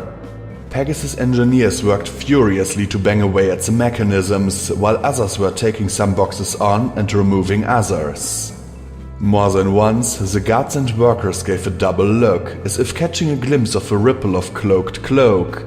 But they all rushed back to their work, too busy to start chasing ghosts. Get those pumps working! A familiar voice yelled. Chicanery stood in a rumpled suit that looked like it hadn't been cleaned in weeks, an oversized helmet perched on his head, next to a hole in the floor plates. No, if the breaker's no good, then it's no good. Don't electrocute yourself trying to get it in. He popped his head up and stared at the side of the cloaked blur, then reached for a boxy, battered beam pistol and pointed it right at her, jaw working. The safety's on. Rainbow said as she decloaked, and at her appearance, he relaxed a little. Good eye, Zoe Chicanary. What are you doing here? He rolled his eyes. I've asked myself that ever since the skies blew up, he said after holstering the gun. It was a choice between helping here or cowering in the terminal waiting to be made, terminal. He turned and peered down the hole. No, never mind who I'm talking to. If you can't get that pump powered directly, then wire it to a spark battery. We only need it for a few minutes. He returned his pale eyes back to her. While video production is more my thing, I spent 2 years working as an electrical rigger for lots of propaganda projects. Lighting, sound system, stuff like that. I'm looking for a storm chaser? Bridge? She asked with a toss of her head. CIC, flight bridge is too thrashed. But I don't understand why she wants us to get this thing fixed for 15 minutes of flying. We're going to need more than that, aren't we? Chicanery asked with a worried frown. Not if she's doing what I think she's doing, Rainbow Dash said as she peered down the hall. Listen, do me a favor and hang around outside the bridge for a few minutes, okay? If the ship takes off, get out an emergency hatch, but I might need some help. Sure, Chicanery said with a worried frown, then leaned over and shouted down, Look, when you get that pump working, go talk to Calliope outside. He's probably got some more things for you to do. They walked quickly along a hall, with Rainbow Dash gesturing with a wink for him to hang back. In the bridge, a number of cables ran to a terminal in front of the captain's chair. It was also filled up with dozens and dozens of boxes and crates. The grey mare sat in the seat, typing on the terminal as others worked around her. She looked like hell, her uniform stained and splashed with blood and her mane out of its normal neat bun. That's it! I have altitude control now! Storm Chaser shouted at an engineer over the rumble. The reactor's already starting to overheat, she then muttered as she stared at the screen and hit a button. Every pony out! Her voice boomed over the intercom. You have 2 minutes to get your feathers off this ship! Ma'am, we don't have the control uplink established yet. It'll take a few more minutes. One of the engineers called out. Rainbow Dash carefully opened up one of the crates and was greeted by the sight of dozens of glowing green orbs nestled in padding. I've got it. I'll get off the second it's live and the rampage can guide her straight down that thing's gullet, Storm Chaser said as she worked the controls. Every pony out! Move! As the last engineer left the room, Rainbow Dash grabbed him from behind, and then she turned and stepped inside. So, when did you become skilled in information networks, General? You! Storm Chaser answered, looking over at Rainbow Dash in shock. Did you jam their network? Homage is working on that when I left. I came as soon as I saw the Tempest. She got a report by Alicorn that the bunkers are all down. Survivors are being evacuated to the arena and university. Rainbow Dash said as she looked around at all the boxes. You're turning the Castellanes into a fighter ship. That's the idea, the general replied tersely. Good idea, Rainbow Dash answered as she walked in front of the general. And since you don't have the 15 or 20 minutes it take you to set up the link, test it, and get off safely, you're going to fly the ship yourself, aren't you? It's my responsibility, Storm Chaser said, keeping her eyes on the screen. I can't order some pony else to do this. Big Daddy is dead, Rainbow Dash rasped.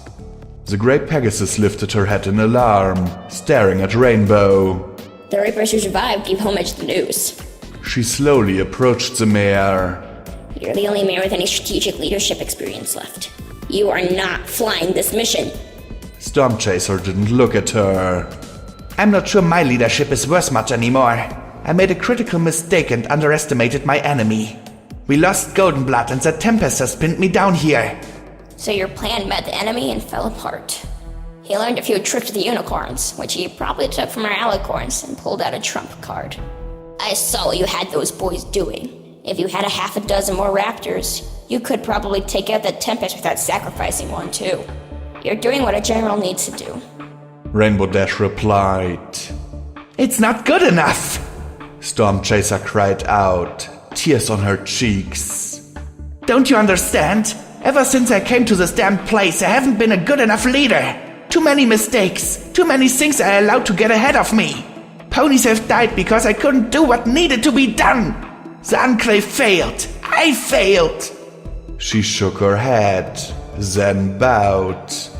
These ponies don't need me. They need a leader like you. Me? Rainbow Dash reached up and removed the hat and helmet, frowning down at Stormchaser. You're a ministry mare, Stormchaser said with a smile. You're Rainbow Dash. If you stepped up, I know you could turn this around. You can do anything, she said with a grin, taking Rainbow's hoofs in hers. Yeah, I am pretty awesome. The ghoul replied as she leaned down towards her. Except you're forgetting one thing. I failed too. Stormchaser's smile faded as doubt entered her eyes. I fucked up one end to the other. I gave my loyalty to Equestria when I should have kept it with my friends. She glanced at the boxes. I failed to really lead the Pegasi when I was needed most. Ran away instead. I failed and I died. And I failed at that too. She sighed and brushed back her hoof, shredding a few strands of mane. These ponies don't need a leader from the past. They go with me. They're heading in the wrong direction. They need a leader who can carry them forward. Some pony they know and trust. Stormchaser closed her eyes. I'm not sure I can save them. Maybe you can't. We're outnumbered 20-1. You've cut off their reinforcements, but there's still a whole lot of enemies left. And if we don't have some pony pulling things together and telling people what to do, we're not going to get anything done. She slipped the helmet onto her hoof. And because we're running out of time, and I really don't want to argue... Rainbow brought the helmet around, striking Stormchaser in the temple and staggering her in her seat. The mare wasn't quite knocked out, but she was dazed. Chickenary, come quick! You've got some duct tape, right? The white Pegasus trotted back in, his eyes wide. It's standard issue for engineers. Why? He said as he pulled out the roll. Rainbow Dash seized it, looped it around one hoof, and tore off strips with her teeth, leaving bits of her wispy rainbow-hued mane in the adhesive, then wrapped it around Stormchaser's hoofs and covered her mouth. By the time the mare had gathered her wits enough to start resisting, Rainbow was finishing taping her wingtips together behind her back. Chicanery watched it all with a hapless expression. Oh, I am so dead. Could be worse. Rainbow replied as she dumped Stormchaser across his back. She undid the clasps of her armor and pulled herself out of it, then piled armor, hat, helmet, and cape on top of the glaring general. Get her out of here! I'll fly this mission. There's never been a better flyer in the skies than me, raptor or not. She patted the heap on the straining stallion's back. Get the suit to some pony, he'll use it. Won't do for Ne'er-do-well to just disappear from the wasteland. Grandma, Chicanery began to say, before Rainbow covered his mouth with a desiccated hoof. Reactor's heating up. Do awesomer than me. She said as she looked into the angry eyes of the general. You can do it. Re-establish your lines. Use the raptors for support once the skies are clear. She leaned in and rasped. Don't give up. Not on yourself. Not on any pony. The general's angry eyes softened a little as Chicanery ran out of the room. Rainbow Dash flew over and landed in the captain's chair. Been a while, she said as she stroked her hoof over the armrest and gave a little bounce, the chair squeaking. Oh, yeah. This was the one with the squeaky seat. She reached over, tugging the terminal connection closer. On it was a diagram of the raptor, much of it flashing bright red with alerts. Okay. Activate interlocks. She said as she hit buttons on the armrest of the chair. Dynatherm's connected. Infracells are up. She frowned and hit a button a half dozen times. Up!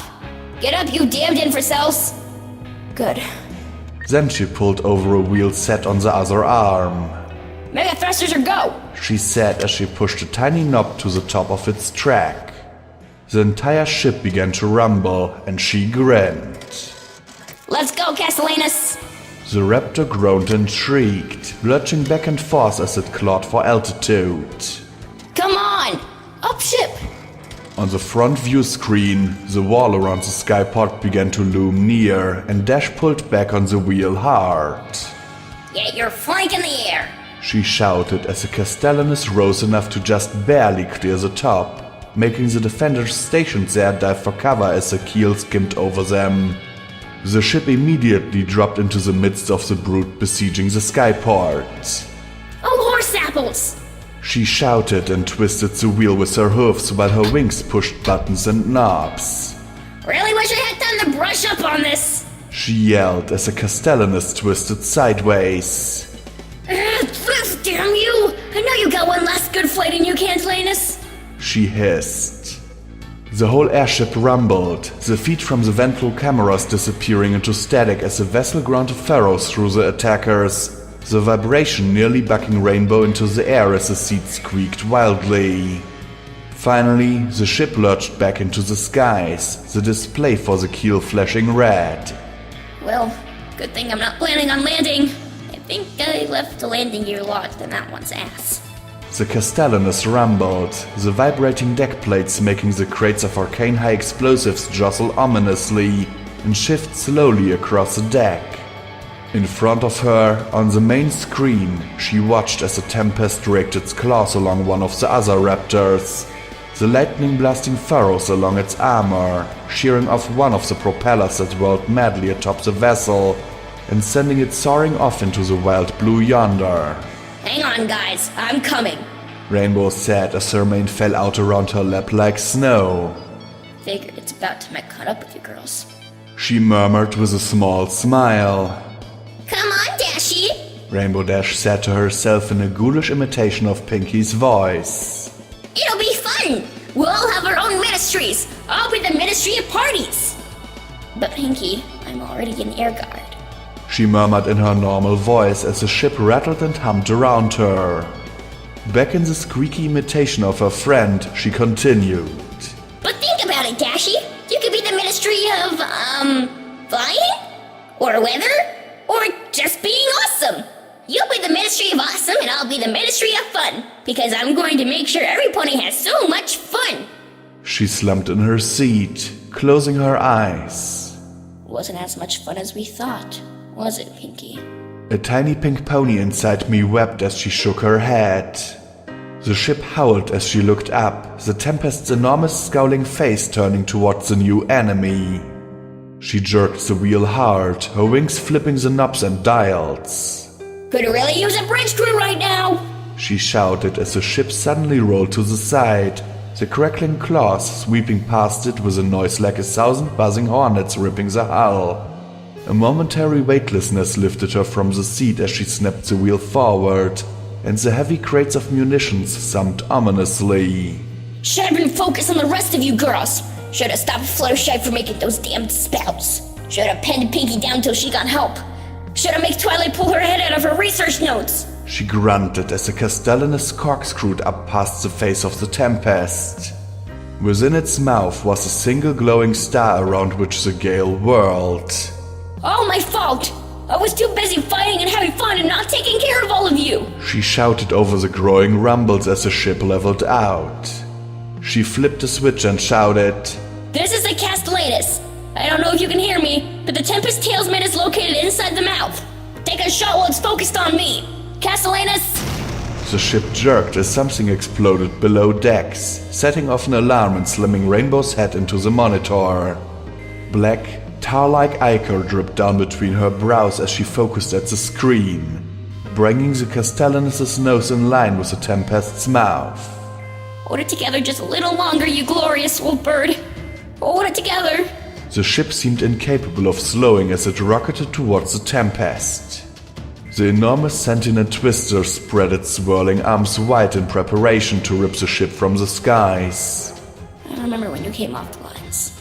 EAF-009, first Raptor rigged for command. Earth Pony Engineering, Unicorn Magic, and Pegasus Cloudcraft working together. Wish it could have been something that didn't kill. But you're a damned fine old ship, Castellanus. We're going to get inside that thing and blow it all to hell. Just like the old days. Smoke and steam were filling the bridge as the ship rumbled and the crates shifted and wandered over the deck plates. Rainbow's left wing reached into a compartment and drew a plasma pistol, pointing it at one of the crates of balefire eggs. You were wrong, Lightning Dust. I wasn't ever ashamed of the Pegasi. We did what we had to do. I just wish we'd done something else. I hope we can show our pony that Pegasi can be trusted to work the skies again. We can. I know we can. She said as her eyes narrowed and her hoofs tightened on the shaking wheel. The Tempest's claw swept in from the left, and she pulled the wheel up at the last second, curling over the crackling energy. Too slow! The other claw slashed in from the right, and she dove beneath it, screaming propellers tearing into the cloudy limb as it passed under. Still too slow! As she raced for its mouth, the surface of the Tempest suddenly flashed, and a third limb erupted from under the maw, reaching straight for the bow of the raptor. But just as fast as the claw emerged, Rainbow Dash twisted the wheel, and the claw ripped past, shredding the ship's hull but not stopping its advance. Ha! Didn't know I've seen that trick before, did you? She crowed as her wings tightened on the trigger. Then the open maw, with the Tempest talisman within, disappeared, and Rainbow blinked as she stared at a solid whirling wall. Haven't seen that trick. The Castellanus plunged into the wall of the tornado. Instantly, everything in the bridge was slammed to the right, and Rainbow struggled to keep her grip as the Castellanus was swept around and around. The view screens offered nothing but a nauseating display of the world tumbling around and around, over and over. Crates, boxes, and bombs went thrashing around her as the whole ship tumbled up the cloud wall. One metal ammo crate smashing one of Rainbow's wings with a sound like splintering kindling. More metal smashed into her, and it was a miracle nothing went off. Or maybe just good firing safeties. Did a missile explode if you dropped it? With a final shriek of metal and wind, the ship was ejected from the whirling storm and sent flipping end over end out into the air. Despite it whirling in ways that made me want to puke, Rainbow managed to stabilize the ship against all odds. The ordnance stopped bouncing off the walls and ceiling and settled to rolling around on the floor. Rainbow Dash curled up against the wheel, one foreleg studded with her brown bones jutting from the mottled blue-gray hide. One of the Pegasus's eyes didn't work, and something thick and cold ran down her cheek. The terminal before her showed every section of the Raptor flashing red. Alarms blared on every deck as smoke swirled about her. Only 2 view screens remained active, and in one she could make out the Tempest with a corkscrew-like trail of black smoke running around it. She clenched her eyes shut. Come on! Just one more stunt! She hugged the wheel to her chest and pulled back, groaning as the controls fought her, and the Castellanus responded with a slow, juddering motion. The vibration of the ship took on a deeper, more visceral resonation as the ship began to tear itself apart. The Castellanus spiraled up and up, shaking and smoking. The skies dimmed as the wasteland and valley below became a smoke-veiled, bloody eye. In the dim distance, she could see the blue glow of Tom near the sun, and she smiled. Let's show them what a ministry mare can do! And she lunged forward, and the Castellanus responded. The deep groan was replaced by a growing whine as it started to dive. The pitch increased as the hoof began to rapidly fill the view screen, and she centered the nose on the whirling vortex. Something on the ship exploded, the controls lurching against her broken body, but she kept the wheel locked in a death grip. Flames blew out a control panel beside her, but she didn't take her eye off the tiny glowing mote in the heart of the tempest. Hold it together! She said as the ordnance shifted back towards the wall behind her, the speed of the dive increasing faster and faster as she battled to keep control. Just a few more seconds! The Castellanus disappeared into the whirling apex of the tornado and dove down the heart. It was impossible to tell if the winds were tearing the propellers and controls away, or if they were tearing off under their own power. Then a colossal crunch rang through the Raptor, accompanied by screaming metal. Suddenly the front of the bridge exploded inwards towards her, and the hoof-sized glowing talisman embedded itself in the center of the view screen. The diamond talisman seemed to possess a glowing eye that bulged as it stared up at Rainbow Dash and the layers of ordnance pressed to the wall behind her. On the last remaining screen, the ground raised up to meet her. The Ministry Mayor of Awesome grinned at the shrieking talisman and called out, I call this one the Rainbow!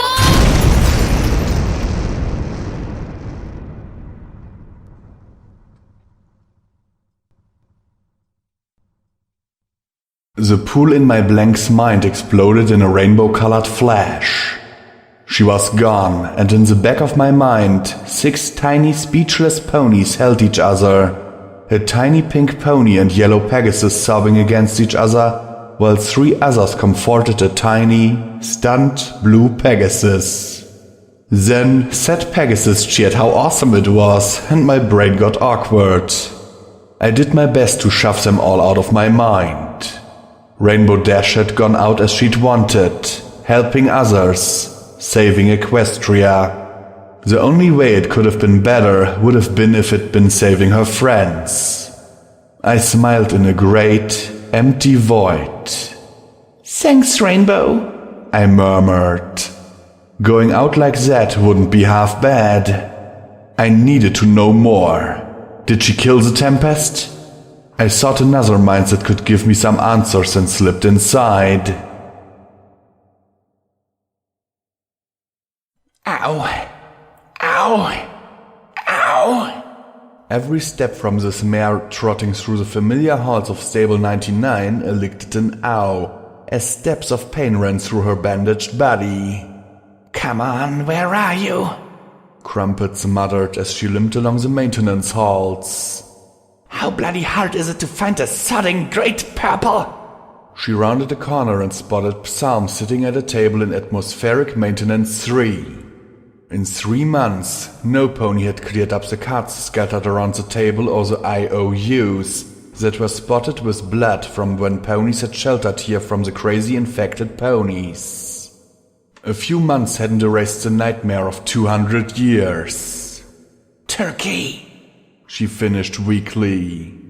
Psalm sat at the table, staring down at the assembled sniper rifle resting on it. Her purple eyes stayed locked on the matte black finish, the enormous scope the size of a hoof. Crumpet sat down outside the door, slumping against the doorframe a little. Bit for your thoughts? The purple alicorn lifted her head to see Crumpets, then returned her gaze to the weapon. You should be in bed. Sheets make me itchy. Actually, being trapped anywhere makes me itchy. Made life as a steel ranger a bleeding slog. I always wanted to go on patrol just to stretch my bloody legs. She winced as she examined her bandaged leg. Now me legs are really bloody, and we're both stuck here while every pony else is getting stuck in. She paused and tilted her head. But I'm guessing that's not what's going on in that big pointy head of yours. I'm a coward, she muttered as she stared at the gun. I should be out there helping, but I'm too... She clenched her eyes shut. Scared. Scared of what? Crumpet said as she limped over to sit beside her. I've never been a fan of hating on fear in general. Like, there's these big things back in Trottingham called goblins. Look like a ghoul crossed with a fish. If you lean too far out from the fan boat, they'll pop right out of the water and chew your bloody face off. Scare me shitless. She waited for a reply. Am I chatting to myself here or what? I don't want to do a bloody interrogation, but a response would be nice. Psalm looked at her and the corner of her lip curled. You can barely walk. Crumpet patted her shoulder. Aye. And many a foolish hornhead underestimated a nurse pony's capability to some pony acting like a leatherhead. The purple eyes fell again. I'm afraid of turning back into what I was.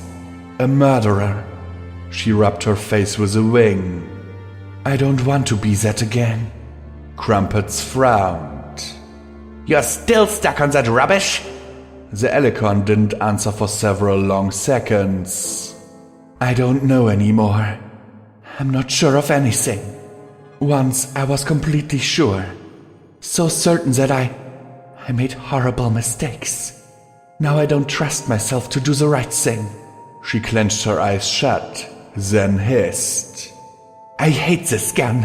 I hate that it still exists. It's like a part of me that I can't get rid of. It reminds me of so many people I killed. She grabbed it with her magic, pressed the butt against the floor, and started to lean her weight against it. I want to destroy it forever. Then she paused and released it. But I could help people I care about. If I could just... Kill again? Crumpet suggested in an arch tone. You really still think that what you do is murder? Psalm gave a tiny nod and Crumpets let out a sigh. Bloody hell, only one thing for it then. Then she smashed her hoof right into the purple Alicorn's face. The blow not only nearly sent Crumpets down, but floored Psalm. Crumpets lifted herself to her hoofs, standing over the dazed Alicorn as she pulled herself together. Ow! Bloody Nora! Now let me lay this bollocks to rest right now! Was Big Macintosh a murderer? Psalm stared at her for several seconds, then shook her head.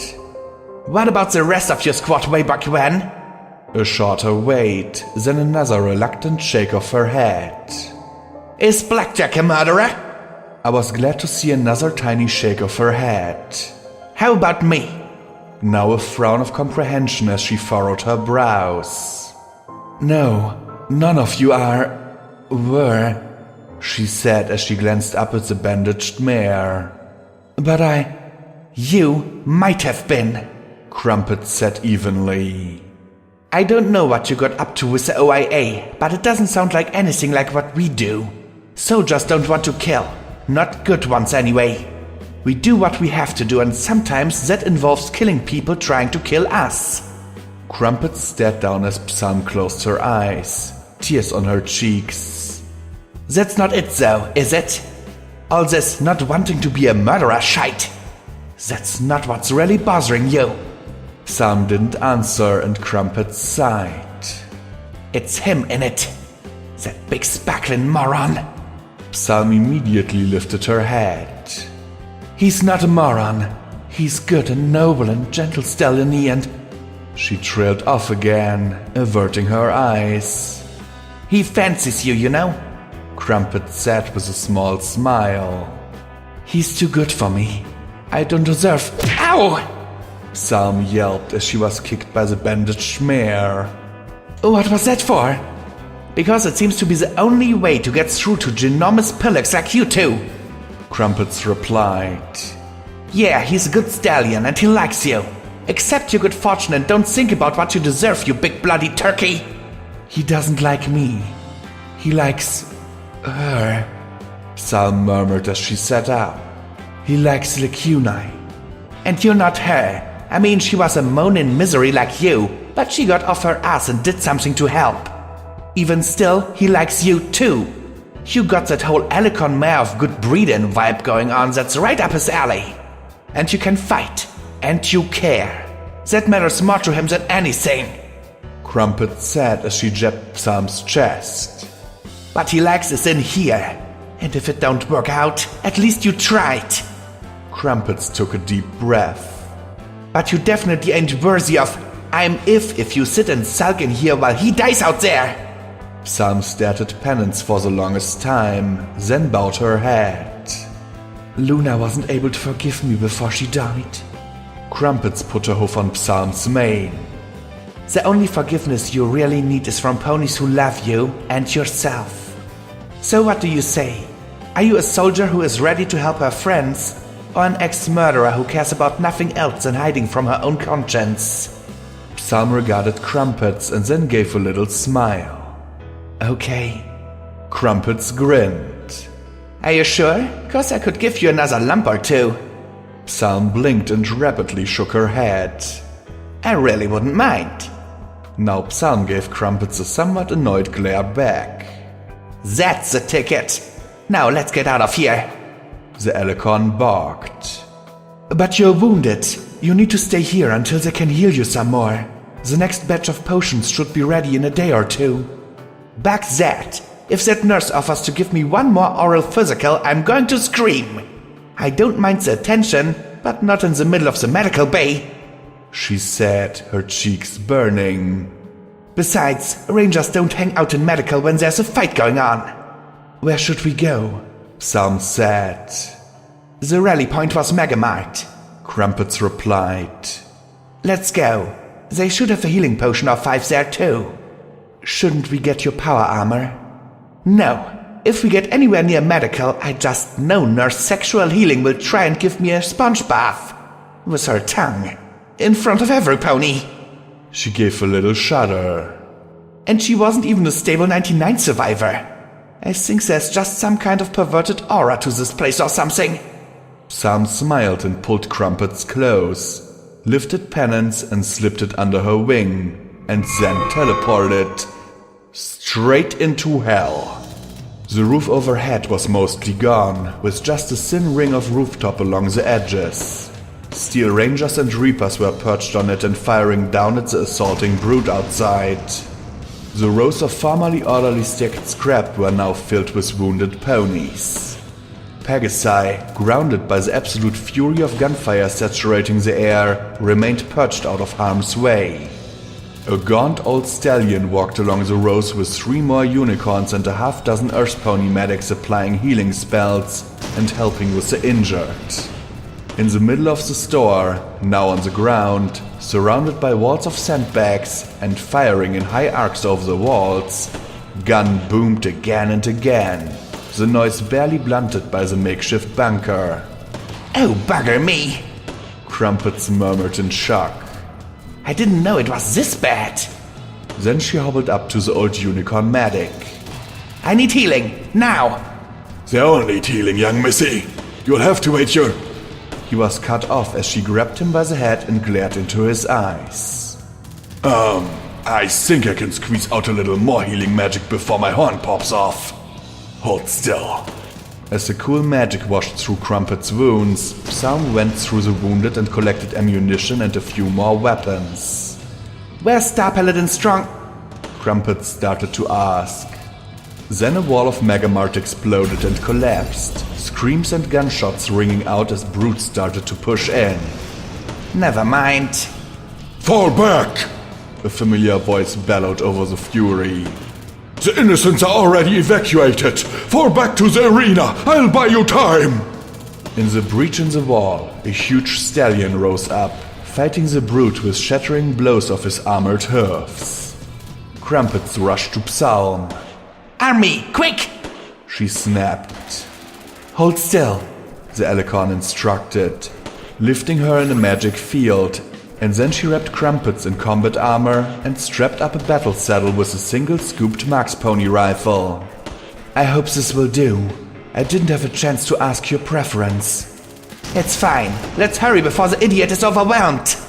Crumpet snatched a satchel of supplies from one of the Earth ponies before racing after Psalm.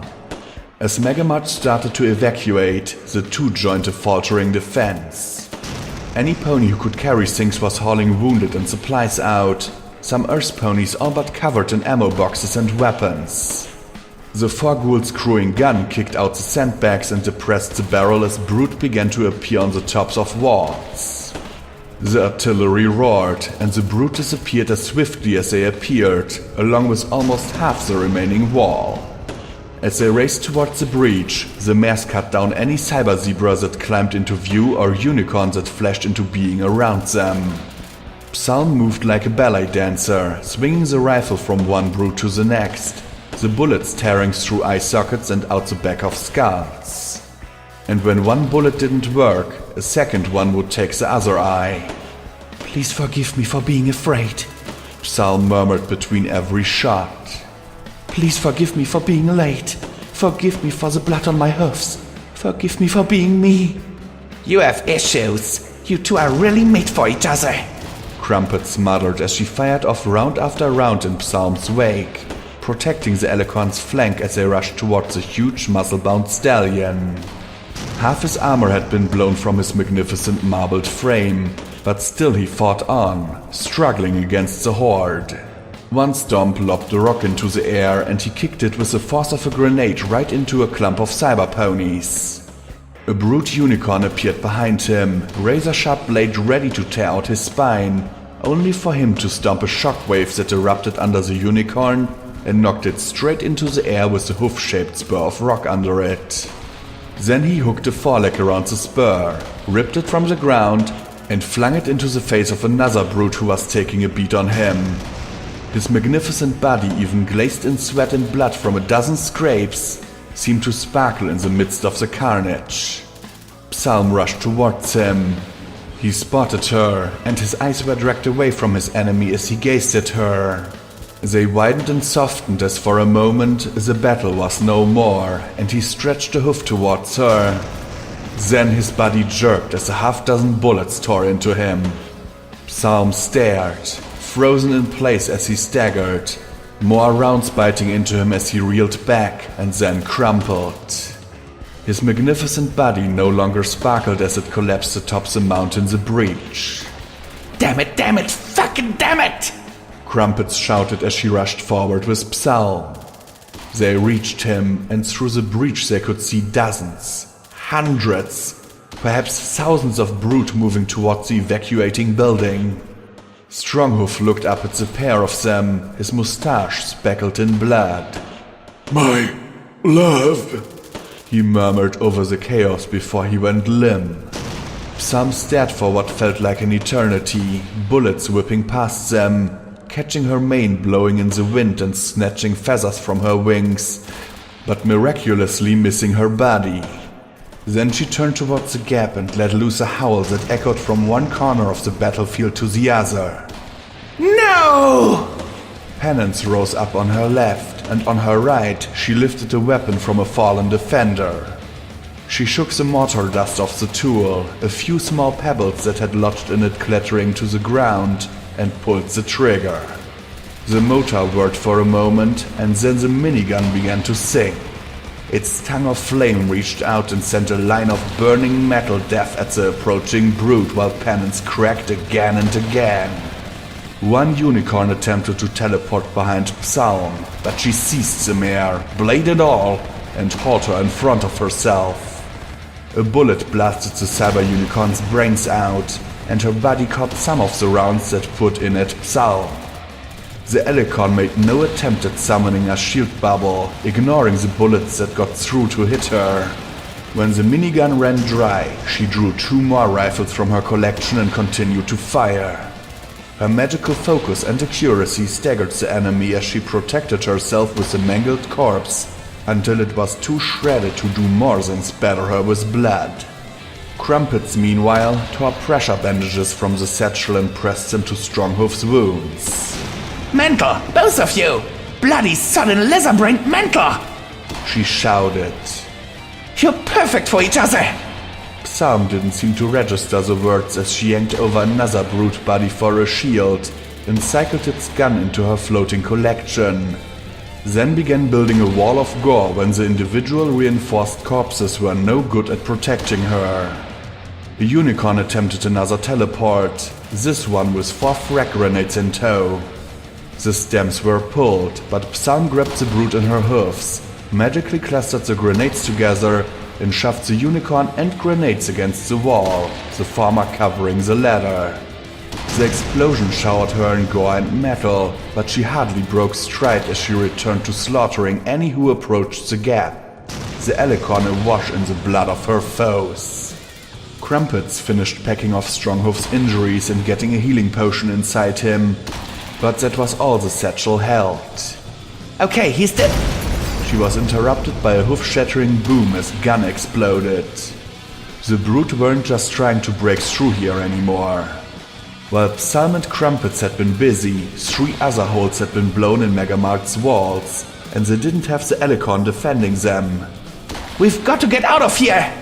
Psalm was silent, the only answer coming from her guns, barking again and again, Penance's barrels sending out precise death as she tore more weapons from her enemies and used them as well. Forgive me, Luna. Forgive me, Stronghoof. Forgive me, Big Macintosh.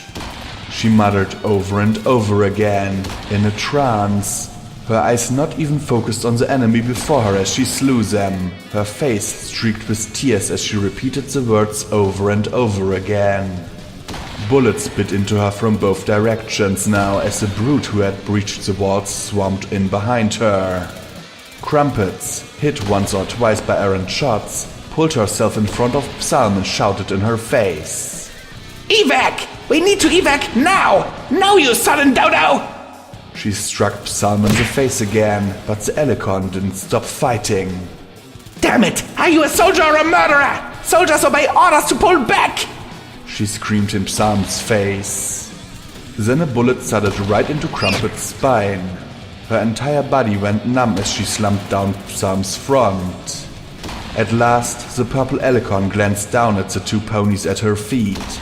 Then she stared at Penance. I'm... She murmured as she bled. Then a brute launched himself over the wall of corpses she'd laid, guns firing in a frantic effort to end her. Psalm's horn flared as she swung the gun with all her strength, smashing it across the brute's face. The delicate talisman shattered as the scope lenses smashed, the barrel leaking off where it met the frame of the gun. The spray of gems, metal and blood seemed to hang in the air for an eternity. Then Psalm lifted the 2 ponies and curled her wings over both of them. Her horn flashed, and then the 3 were dumped in a pile of mud. Help! Psalm shouted at the top of her lungs. Please! They need help! Hoofs thundered towards them. They need help! Please, save them! We've got them. Let them go. I don't know where we're going to put them, but we'll find somewhere. Now let them go. And as Crumpet slipped into darkness, she muttered, About time, you 2 great, big, damn.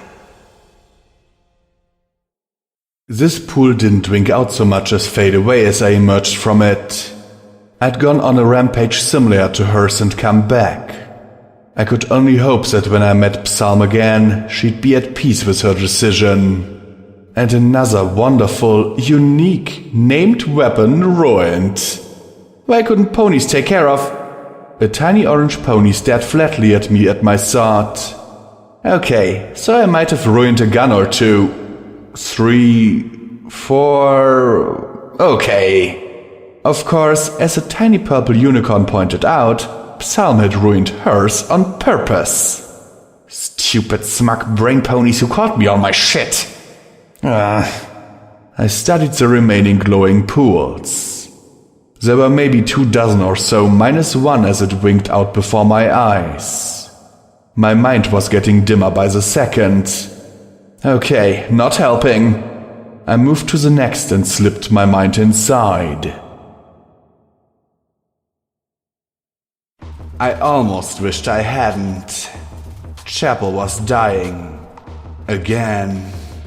The defenders were in a fight for their lives as the brute advanced inexorably towards the stockade. They no longer simply allowed themselves to be blasted to pieces. Now they moved in shifts, 1 battalion pouring on suppressive fire while the other shuffled forward a few dozen yards, stopped, took cover on the ground, and began laying down fire so the first one could advance. Then that one would gain ground and stop, and the cycle would repeat. The defenders, however, were clustered behind a shambled stockade of wood and scrap metal, much of it burning and blasted.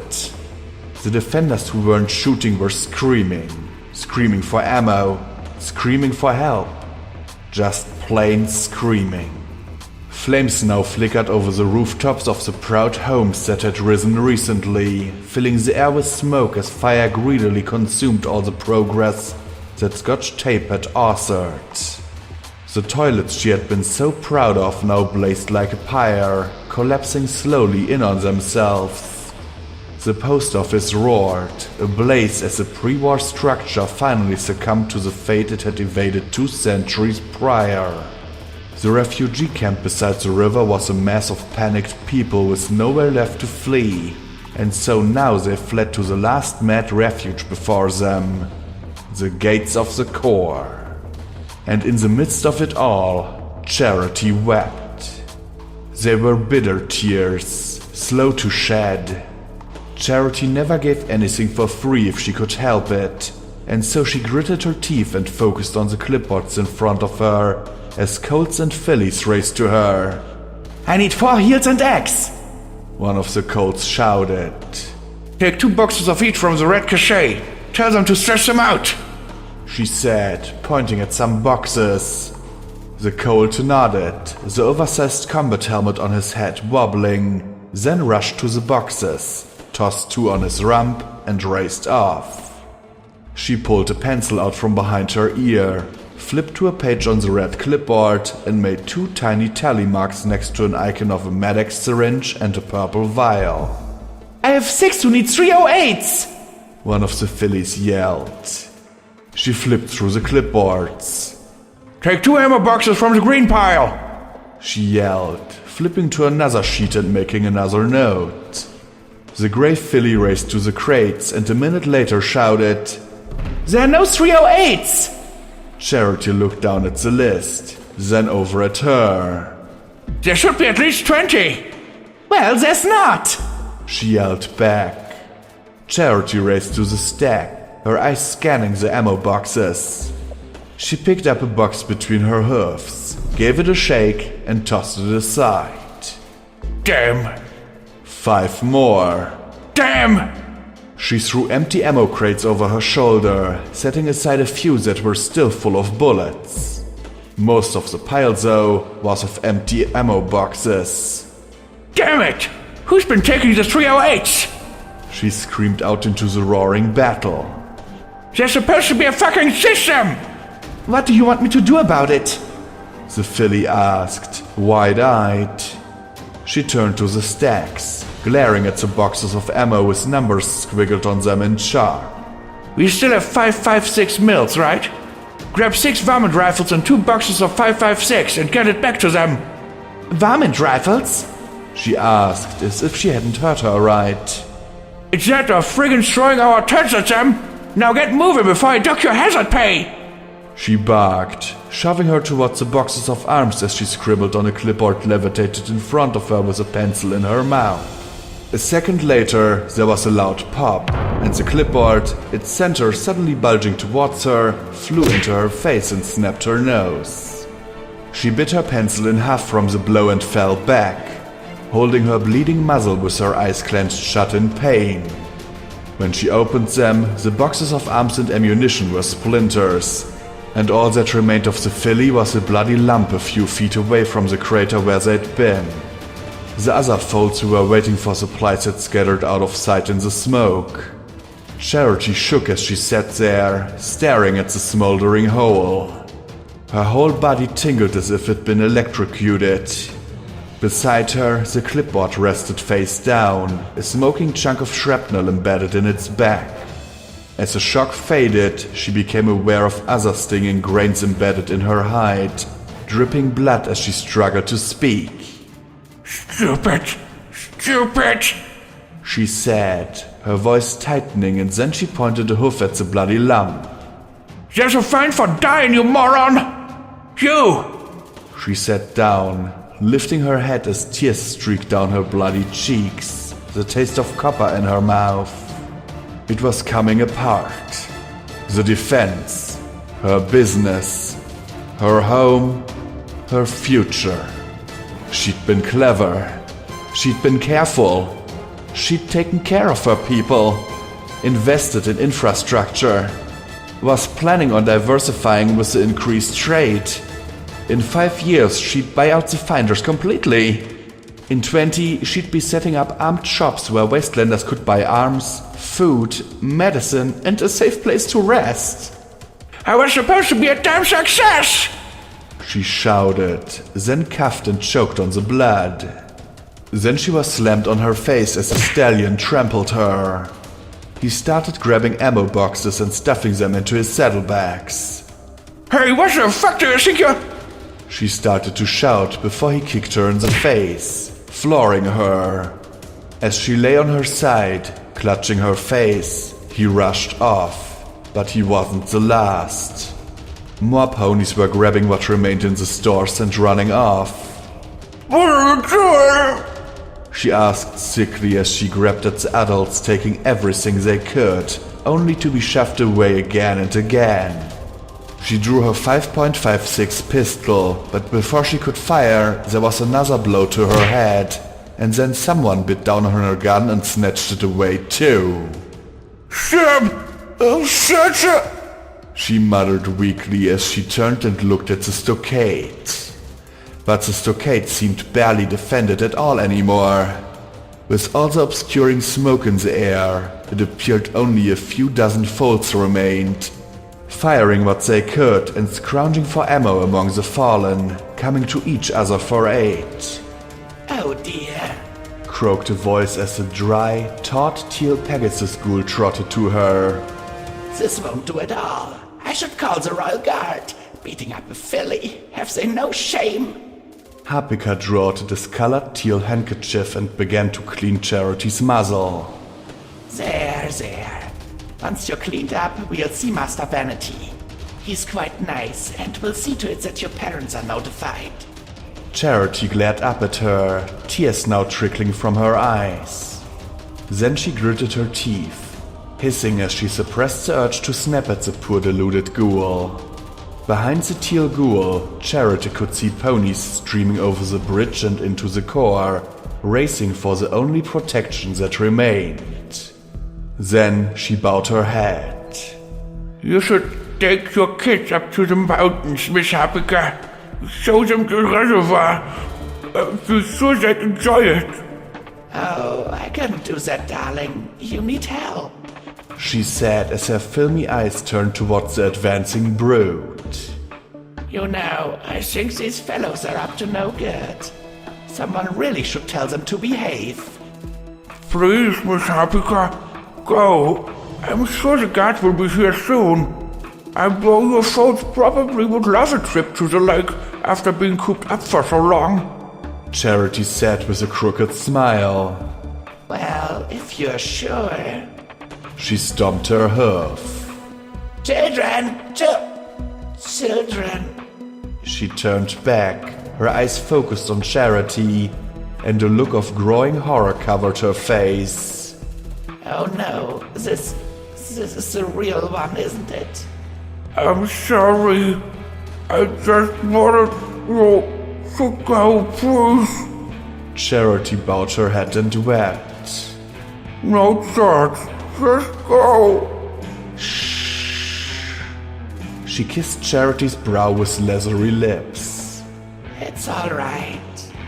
She straightened and frowned at where children fought for their home. I wish this was that other place. She turned and started towards the stockade. What are you gonna do? Charity asked sickly. What I've always done. What Master Vanity told me to do. She said softly, barely audible over the crackling flames and gunshots. Take care of little ponies. Harpika launched herself into the air, winging her way towards the soldiers. Go! Charity muttered, watching her and then starting to stagger after her. The filly coughed and snorted the sticky blood from her nostrils. No! She ran faster, through the wisps of smoke that choked and burned her eyes, tears streaking the soot and blood. No! She cried out as she raced towards the stockade, following the Pegasus pony trailing teal feathers that glimmered in the air before they were eaten by the hungry flames. No, no, no, no, no, no! She screamed as she ran up the ramp up to the top of the stockade, where dozens of young ponies stood firing at the approaching brood, alongside a few dozen adults who hadn't fled. Apparently, some of the adults had stuck around after all. No! She yelled as she lunged after the ghoul, stretching a hoof out after her. I can't afford your life! The mare paused and looked down at her with a gentle smile. Go, she said, and then she flew out towards the brood. Harpika wasn't Rainbow Dash. She didn't streak like a blue thunderbolt, tearing apart brood with her bare hoofs. But inexplicably the brood stopped firing. As one, they tracked the lone, emaciated, desiccated mare, as if trying to figure out precisely what she was doing as she flew over them. Charity? Asked the ghoul Colt, serving as a bipod for a living Colt gunner. What is Miss Harpika doing? Trying to buy us time so we don't all die on this wall. Charity replied, gritting her teeth. Lucky. One of the mares murmured, a broken heart pendant dangling from her rifle. You should get going. Let us buy your lives with our own. The blood-red mare seemed positively pleased at that idea. What have I told you about that rip-roar? Another ghoul Pegasus rasped. She was a sickly chartreuse with a flimsy blue and red mane and tail that were only bits of stubble. We die when we die, we don't rush it. She gazed at the stockade, then back at the dour mare. What do you think? Can we fight here? Maybe for 5 minutes. We should pull back to the city, Heartshine, she said, her eagerness transforming into dour resignation. We can kill this brute for hours with that choke point. No! Charity snapped. Blackjack said to stay out of the core at all costs. She scanned the hillside, but the flank of the brood was positioned to cut off any retreat towards Star House. 24 ghoul children might have made it. 100 ponies, young and old, had no chance of evading detection. There was only one building which wasn't on fire. The chapel itself, its steeple rising up through the smoke. There! We can go in there! It should hold enough! Oh, good, the beefy red mare said brightly. We can die in 10 minutes rather than 5. Well, at least we won't have to travel far for the funeral. They have those thingies in churches, right? Rip-roar? The ghoul said in a mildly reproachful voice. You know better. Yeah. She sighed, then turned and shouted. Back to the building with the big pointy tower on the roof. Move it! Grab whatever ammo you can, but move! Heartshine nodded and pressed a button on her battered pip-buck. Half-hearts, retreat to the chapel. Protect the little ones. The time to return to our other halves has not yet come. She ordered into the broadcaster, then hefted an oversized magical beam rifle to her shoulder. Survive and fight. You can join those you've lost when the day is through. But Charity wasn't running. She watched as Harpika flew over the heads of the brood with odd little swooshes that might have been bombing runs if a pony had only a vague idea what a bombing run was supposed to be, and was set on doing one without the explosives. Instead of lighting her up though, they only took a smattering of pot shots here and there, bullets biting off bits and pieces of the mare as she swooped back and forth. Maybe it was their interconnectedness, or maybe it was that they had no idea how to react to something like this. Or perhaps the legate was somewhere laughing his bloody stripes off at the ancient mare's deranged antics.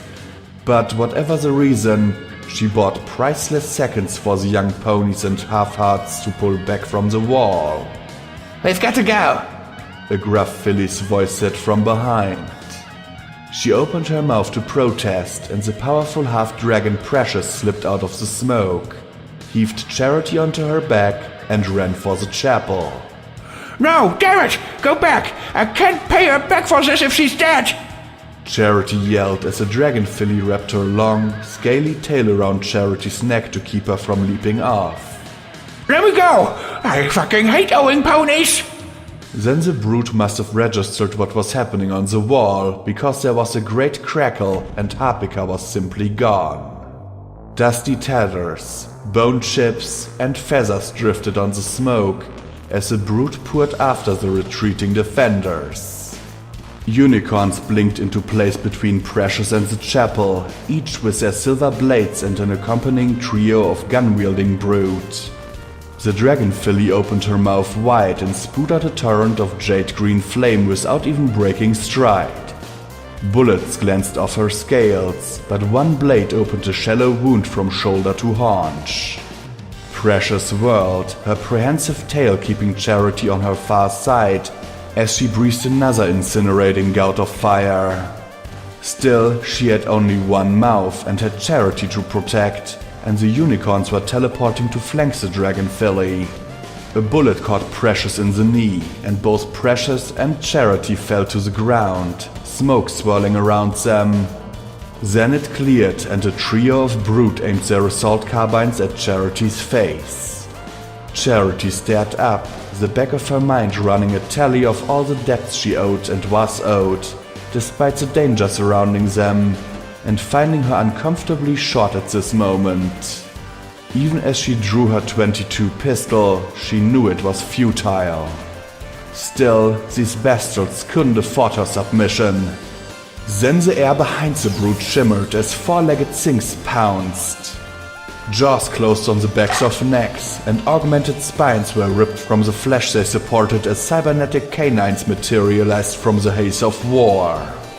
The augmented attack dogs worked with their own horribly efficient pack tactics, one pair seizing forelegs in their jaws, while a third disemboweled the immobilized cyber zebra.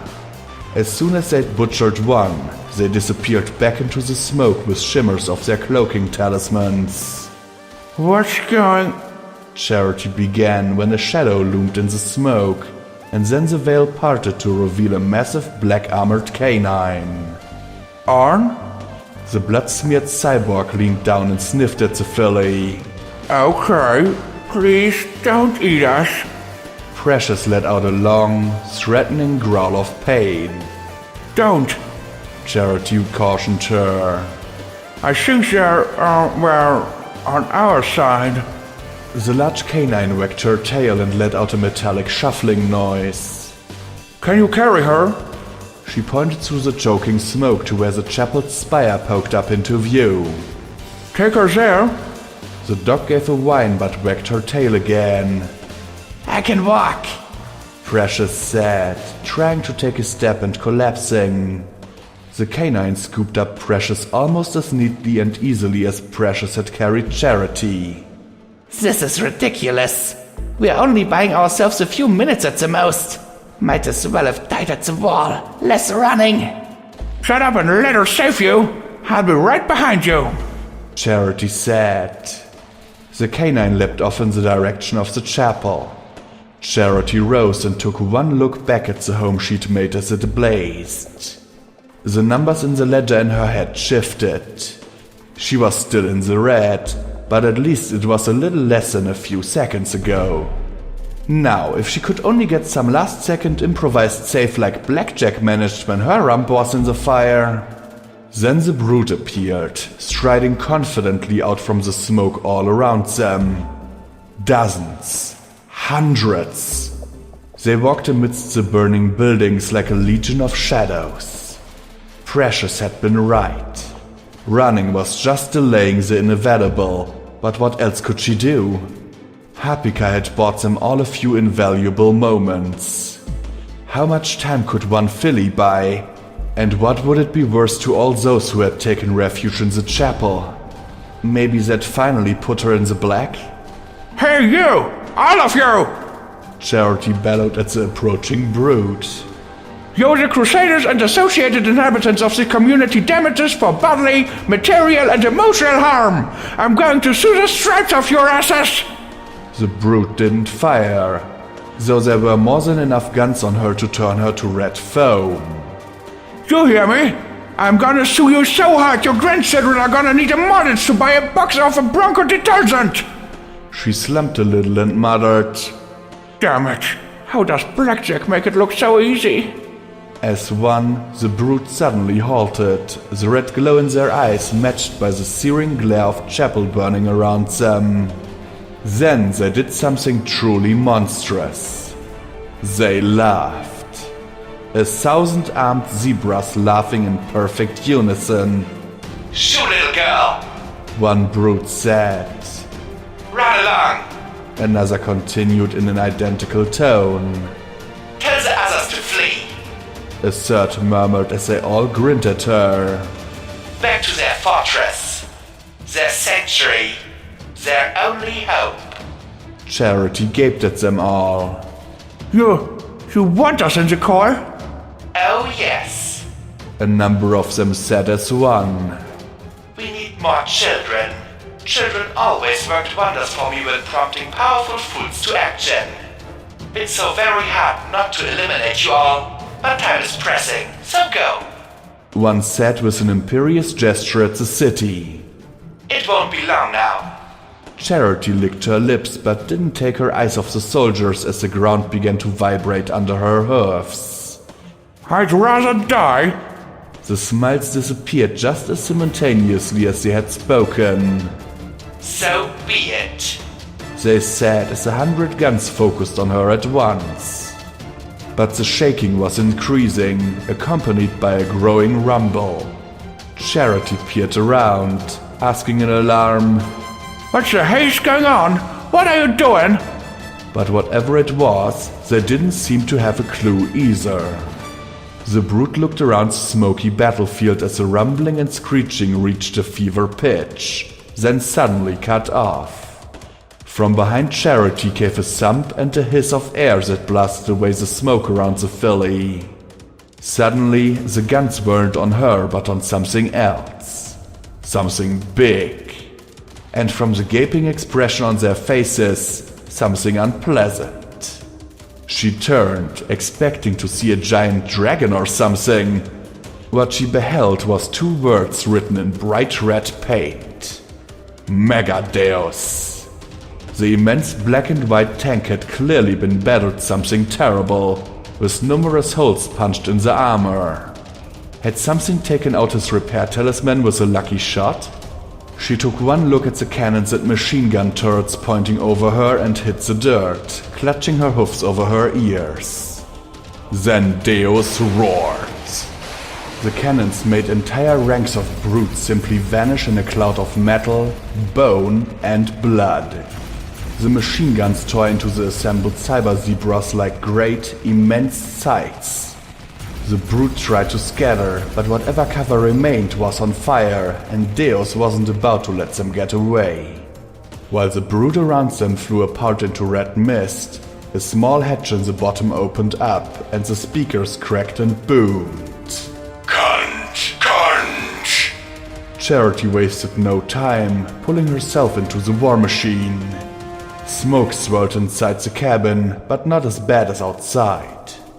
The cable-like spinal column and brain case sat inside the jar. As soon as she was inside, the hatch swung closed and the tank lurched forwards. Yeah, get them! She said as she pulled herself into the driver's seat and strapped in, looking out through a tiny armored slit at the scrambling cyber zebras. And Deus did what he did best. The tank let out a booming Cunt! And the mayhem was squared. The turret above her worked as it automatically loaded shell after shell. Sprays of shrapnel transformed the brute into great bloody gobs as the tank lunged forward. Some tried to respond with missiles, but Deus either poured on the fire at the launchers or raced into the smoke and out of view. Still, the vehicle definitely lurched with occasional impacts from grenades. Take this, you striped fuckers! Charity shouted. I bet you wish you'd settled your debts now, don't you? She yelled as they ripped through the brute battalions like a thrashing, grinding wrecking ball. They moved a crescent back and forth around Chapel, the tank never letting the brute swing around and attack the structure directly. From the rooftops, the half-hearts added their own help, the rifle ponies picking off every attacker they could when the smoke from the burning structures cleared enough to give clear shots. A brute loaded head to hoof with explosives dropped 24 feet from the tank before he could make his suicide attack, felled by a half-heart bullet. Suddenly, something struck Deus hard enough to make the tank rock, and he rang like a bell as he lurched hard to the side. Charity's straps yanked hard as she was jerked around inside like a rag doll, her ears ringing. What was? Oh, she said as she stared through the thinning smoke at 3 more tanks. Their turrets flashed, but Deus was already in motion, in reverse. A second later, the ground in front of them erupted. As soon as it did, Deus was racing forward, bouncing through the crater and nearly flying into the air as there was a second detonation where he'd just been. The 3 were sweeping in, and Deus now ignored the brute infantry as he raced into the burning wreckage of Chapel. He didn't stay on a straight line for longer than 2 seconds, weaving this way and that erratically as 2 tanks swept out of the sides of the town, while the third pursued directly. I hope you know what you're doing! Charity shouted. Cunt!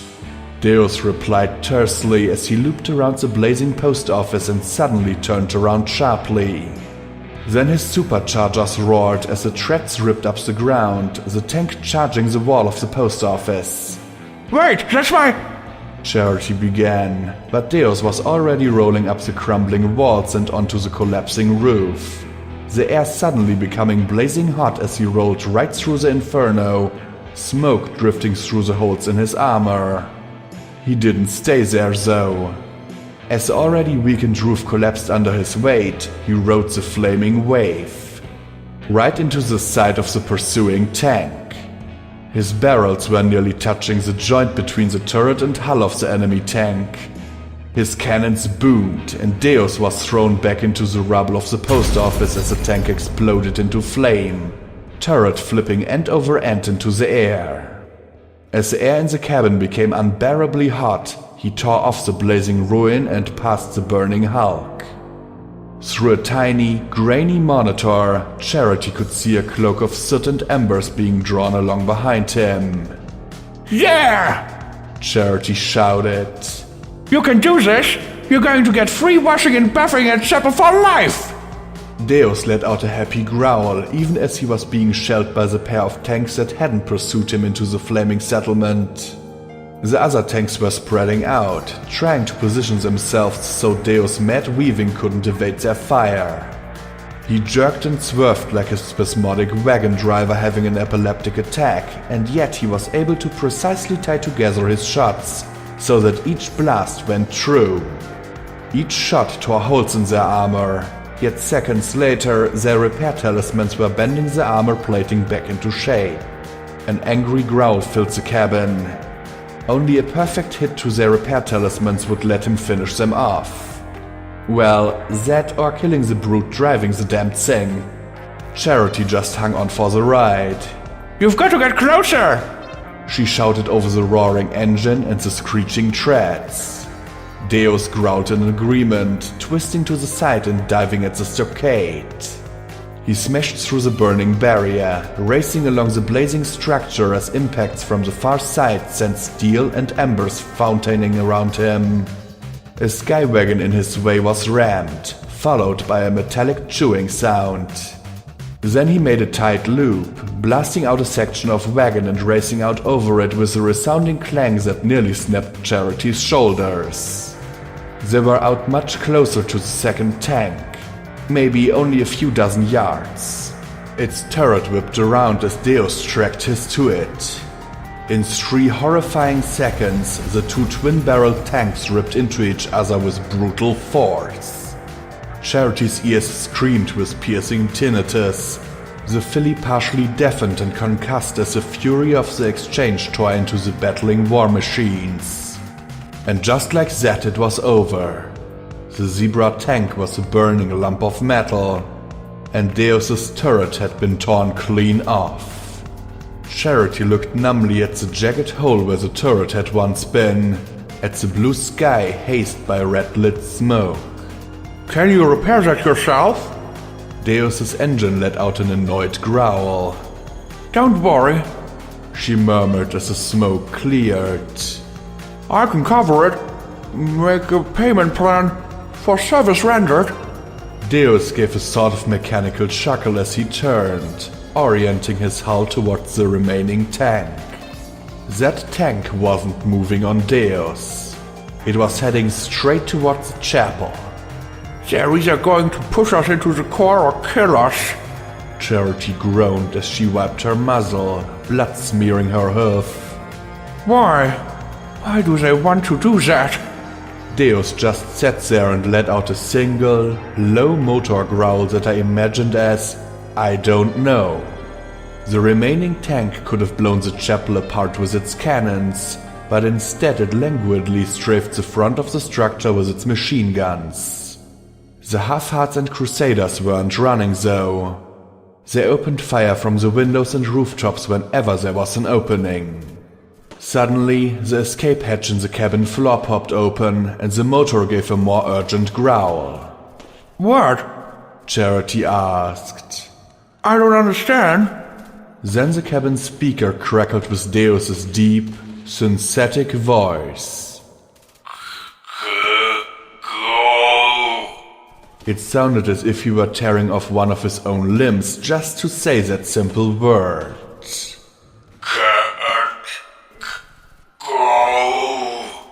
One of those last impacts must have knocked his speech center back into place. You're going to ram it and self-destruct, aren't you? Charity asked. It's too close to the chapel. Deus rasped in his deep, pained voice.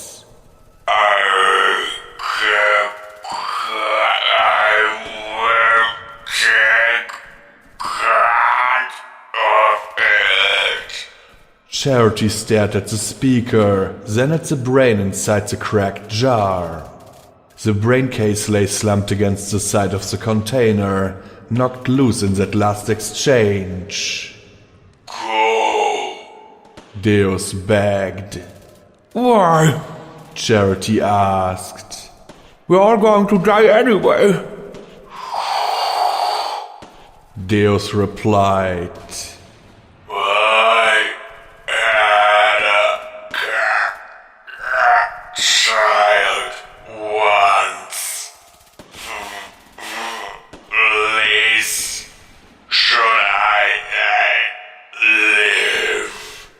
He repeated. Go. Charity stared down the hatch. The speaker gave one last crackle.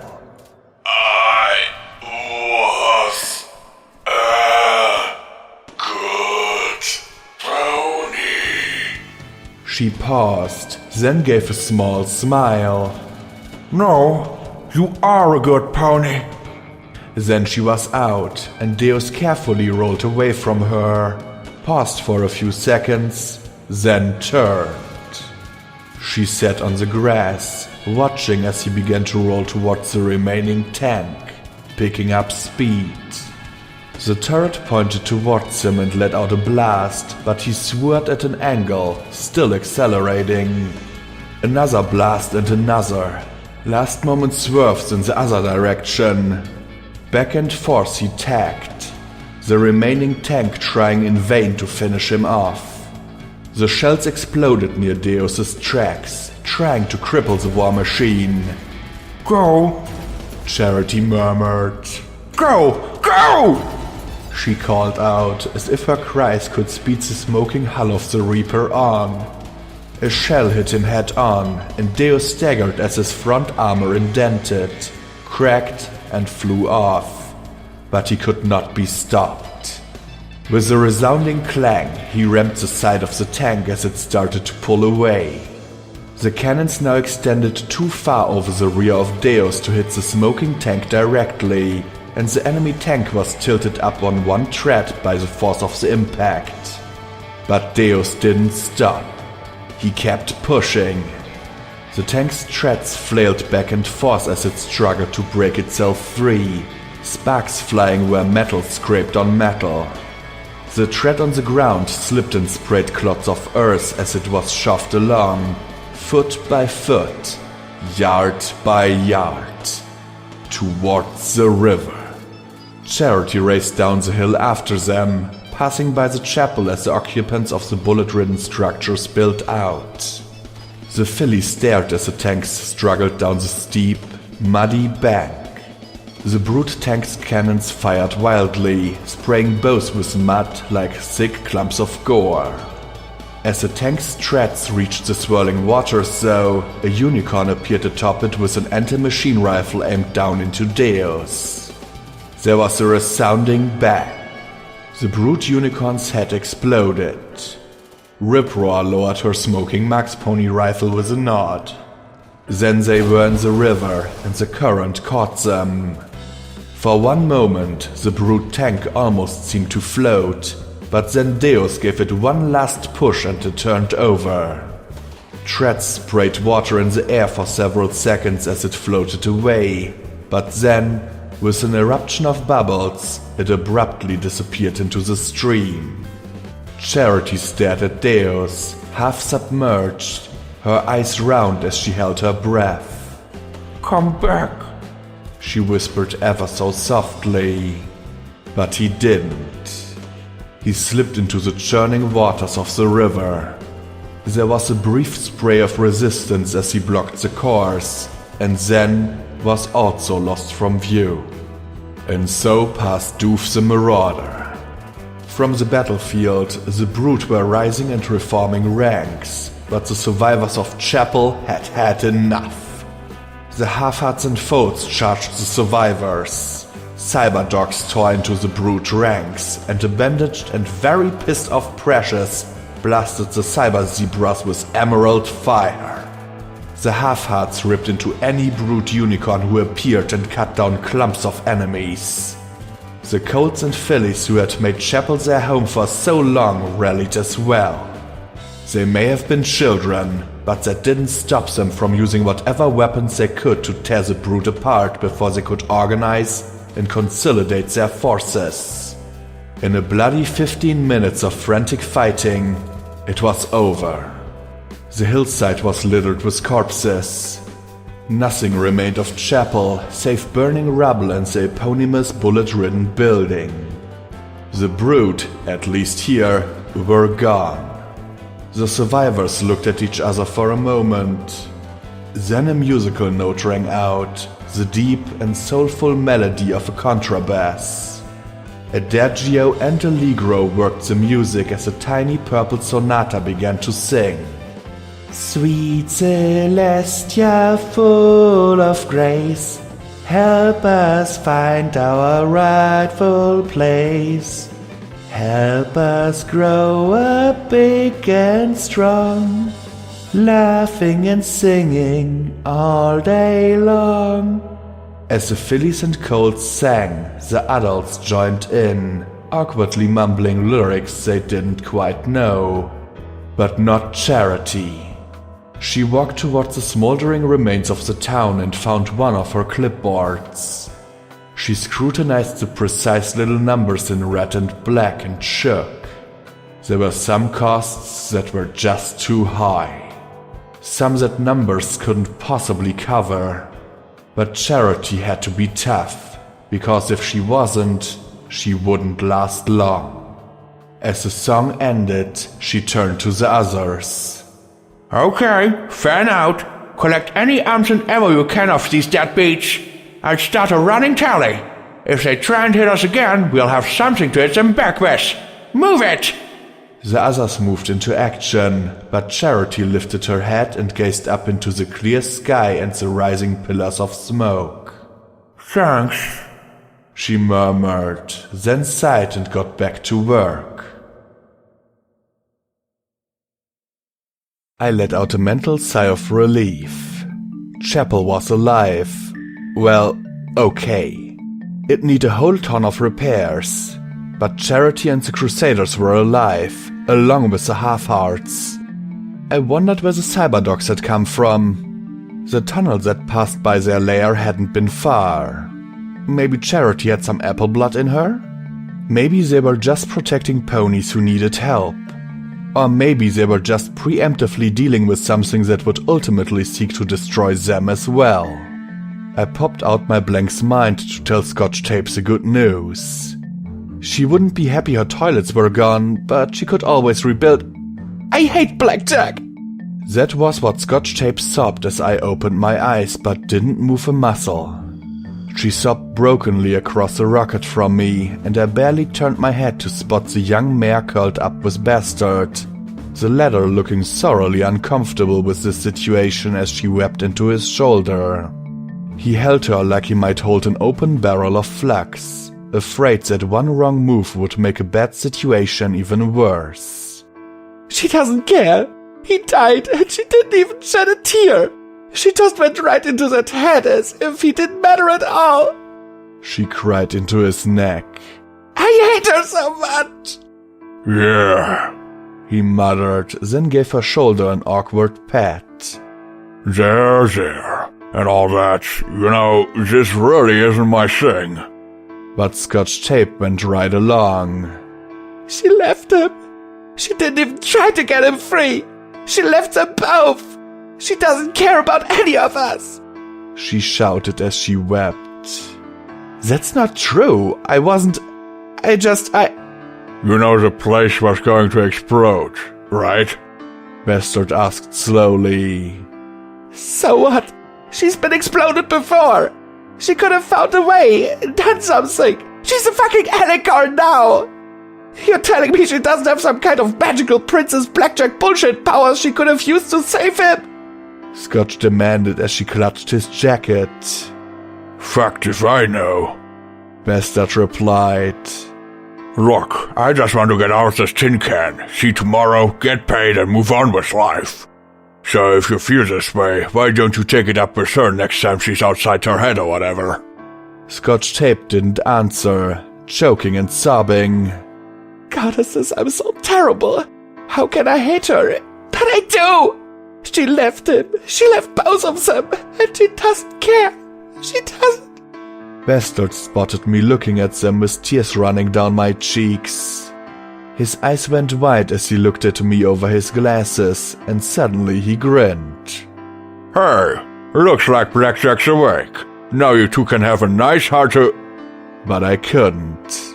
Because I was a coward. Because I couldn't face what I felt or heard. Because if I stopped, it would crush me like a great wave, and I wasn't sure I'd be able to get up again. So I disappeared into my blank's mind instead. I ran. I hid. I refused to talk. Refused to think about it. I was just like Blackjack in that way. Or was I just like Luna like that? I didn't care. I found a pool and left my pain behind.